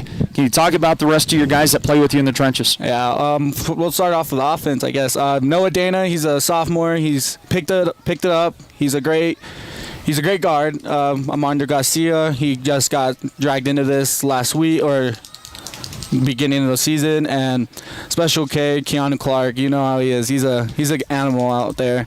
And then Brandon Strickland, he takes it. He doesn't give up. He keeps fighting. And then and then Trayson Merrill on the D line. He doesn't give up. He is always going hard 100%. Special K, I like that. Yeah. I like it. We're going to start using that one, okay? Keanu, does such good stuff and makes big contributions. Next week, Blue Ridge, and you were talking about the last 3 games of your regular season. It's a push now to the playoffs, and nothing guaranteed yet, but your position looks really, really good right now, okay? How do you guys feel? What's the confidence level like as you start to think about the final 3 games of the year? We just focus on one game at a time. We'll focus on Blue Ridge this week. We lost to them last year from, I think, 6 points. Pretty upset about that, but this year we're coming off strong. We got a good offensive line, we got a good defensive line, and we got a great quarterback that he can throw and he can run. We got a great running back that can run too. What was the fun factor like for you? How fun was the game, and how fun is it for you right now just thinking about the big victory tonight? Oh, it's great. It's a great game. I'm glad we got to come play for their homecoming, and it was a great game. I'd rather have a homecoming game like this every year. Great game. Congratulations. Enjoy this win. You deserve it, okay? Thank you so much. All right, there he is. There's Jaden Cisco. He is one of the Sports Zone Radio players of the game tonight. Riker Marble shares that with him, the sophomore quarterback, and Stockton Brown, the receiver on the outside, who made some big contributions as well for the team tonight, and a big win. 36-32, the final score. The Sports Zone Radio player of the game is presented by White Mountain Regional Medical Center. Our coverage, we call it the Sports Zone Radio Game of the Week. That's brought to you by Hatch Toyota. And that's taking us deep into the night, folks. I'll tell you what we're going to do. We're not going to kick off and go with our regular presentation of the Sports Zone of the Ace Hardware scoreboard show. Big thank you to Ace Hardware. In fact, we'll get a word in from them here right now as we go out to what will be our final break in our post game. When we come back on the other side, we'll take a look at the scoreboard and see what the other finals are around the state. This game went so long, went so late that it's kind of changed up most of what is our normal schedule here at the close of our broadcasts. So we do invite you to stick around for just a minute, and we'll get a final break in from Sholo High School tonight in our regular game post-game wrap-up. We'll do all that next. Final score 36-32, Round Valley over Sholo. Back to wrap things up right after this. When it comes to paint, whether you're looking for interior or exterior paint, Dunn Edwards provides quality solutions to make all your painting projects look professional. And the home of Dunn Edwards in the White Mountains is Ace Hardware in Sholo, Pine Top, and Heber Overgard. Thanks to Dunn Edwards, Ace has the best interior paint for your home or office, and their exterior paint will stand up to the wear and tear of our tough seasonal weather. When it's time to paint, it's time to visit Ace Hardware of the White Mountains for high-quality Dunn Edwards interior and exterior paint and primer. What do tickets to the Willis Farm in Snowflake, tickets to the National Finals Rodeo in Las Vegas, and tickets to see Brooks and Dunn and Reba live in concert all have in common? Well, this month, when you use the experts at Mountain Mobile Auto Glass to replace your insured windshield, you have a shot at getting them all. This month, everyone who gets an insured windshield replaced gets 2 tickets to the Willis Farm Haunt, Night of Pestilence.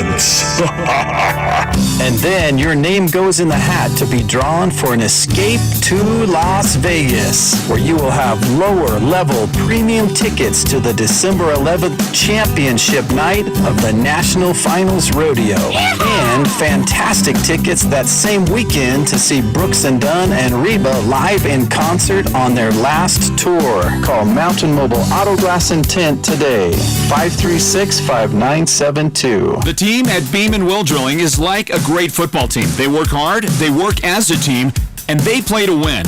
Their reputation is second to none, and they proudly call the White Mountains their home, even though they complete projects throughout the entire southwestern United States and beyond. No project is too big or too small for Beeman Well Drilling, so when the time comes for you to punch a hole in the ground, remember the White Mountains' top well drilling team, Beeman Well Drilling. Call anytime, 928-205-7647.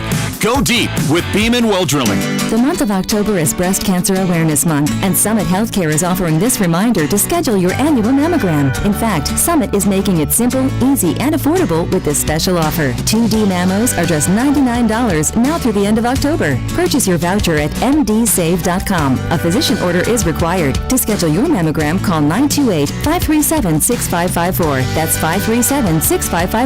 Your 2D mammogram is just $99 now through October 31st at Summit Healthcare. Hatch Toyota is proud to be part of the Sholo community. Owner Chaz Hatch was born and raised in the White Mountains and is a Sholo High alumnus.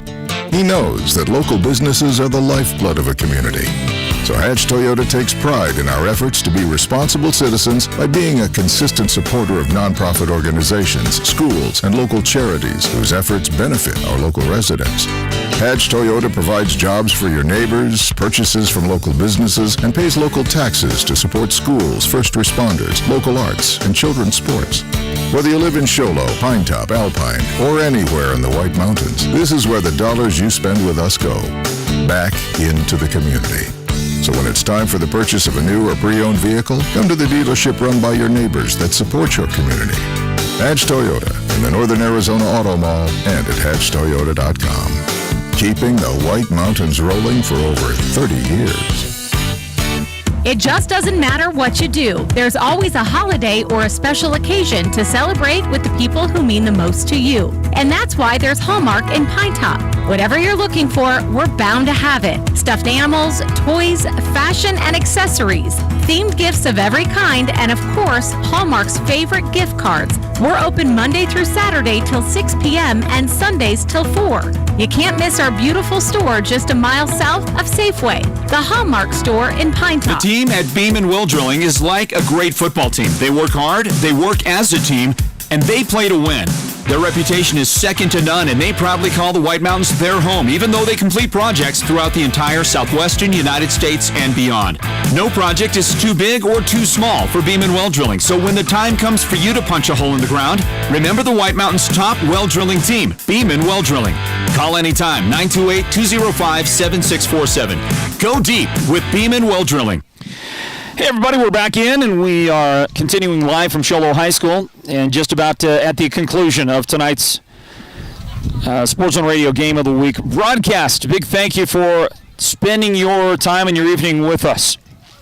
And we want to take a look at the scoreboard for you before we wrap it up from Sholo High School tonight.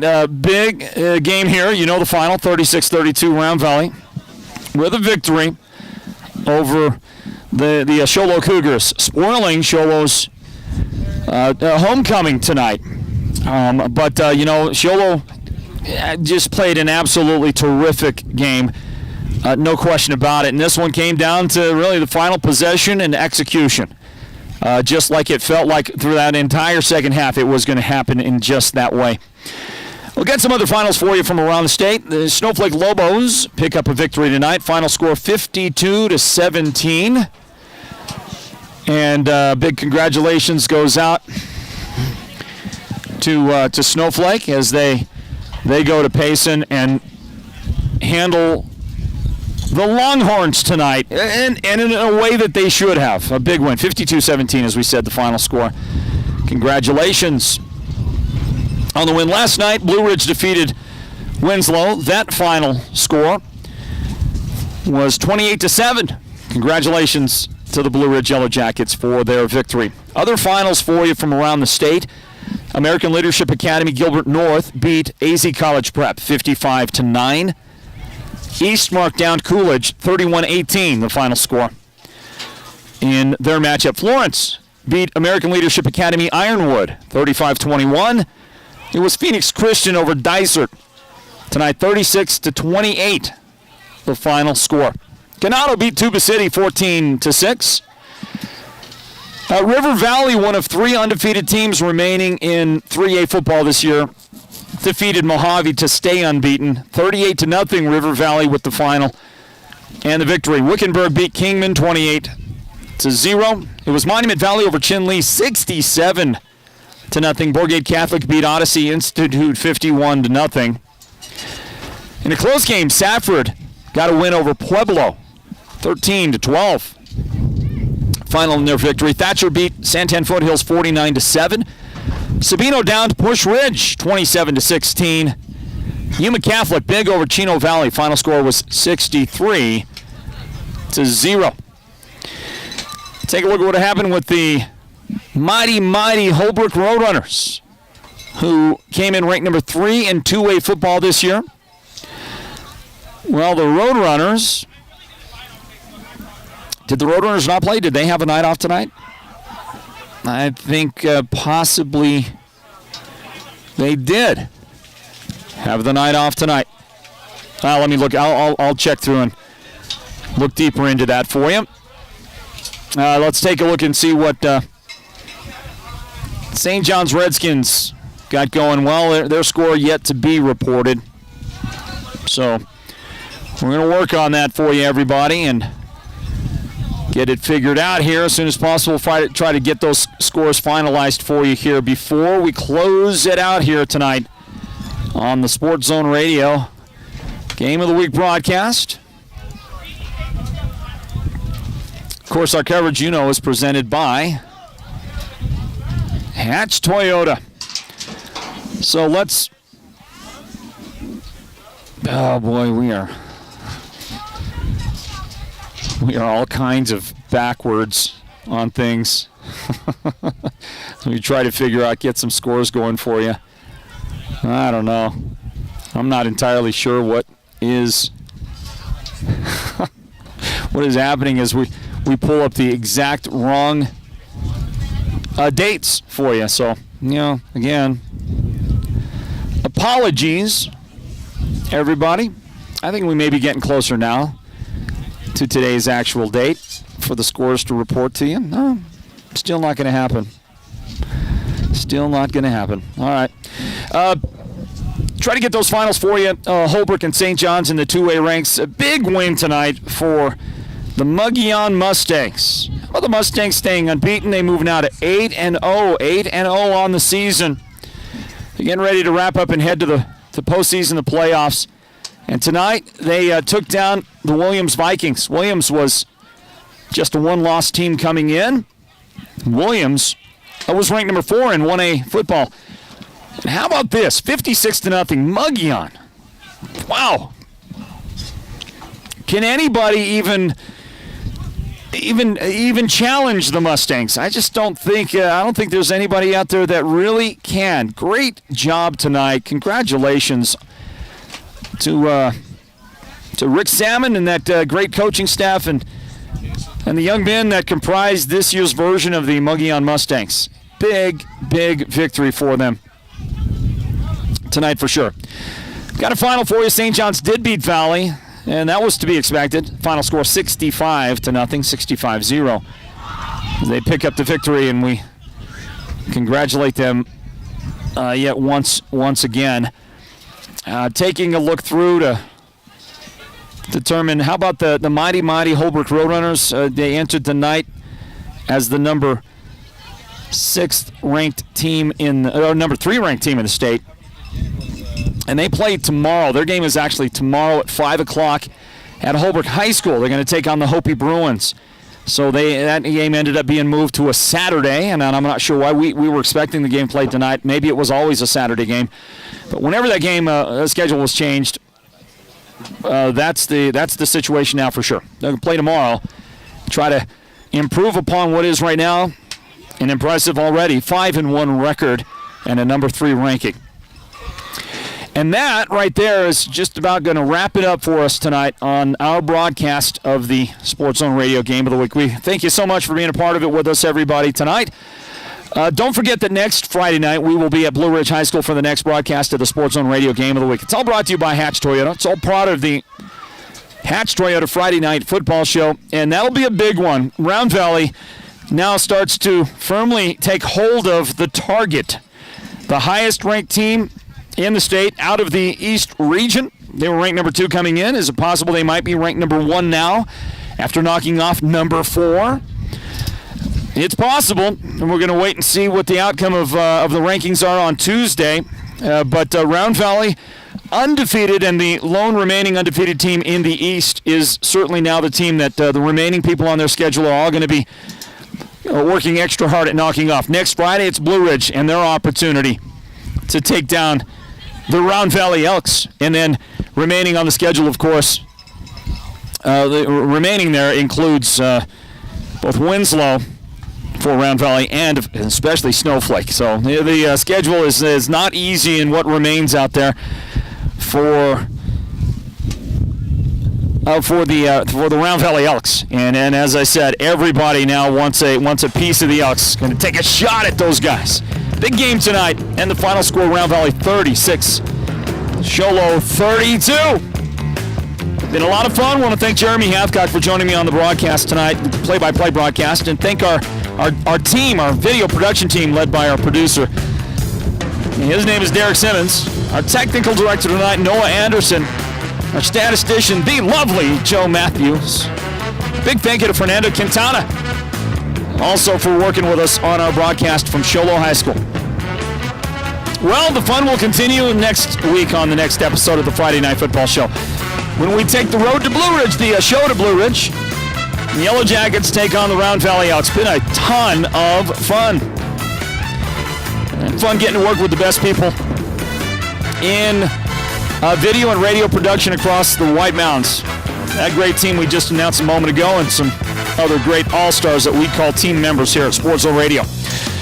Big thank you goes out to our broadcast partner in the White Mountains, 98.5 KRFM Sholo. Cannot say thank you enough for the partnership, allowing us to bring you this coverage of White Mountains football. And thank you to the great folks at Sholo High School in the hospitality. Thank you to John Kashner. Thank you to head coach Carlo Hernandez of Sholo and all that they do to support our efforts. And thank you goes out, by the way, to that head coach from Round Valley, Brad Baca, who joined us in our postgame wrap-up, and his player, Jaden Sisko, one of the Sports Zone Radio's players of the game, presented by White Mountain Regional Medical Center. Until next week, Floyd Simmons signing off, saying thanks for being with us on the Hatch Toyota Friday Night Football Show. We'll see you next week at Blue Ridge. Until then, God bless you. Good night from Sholo High School.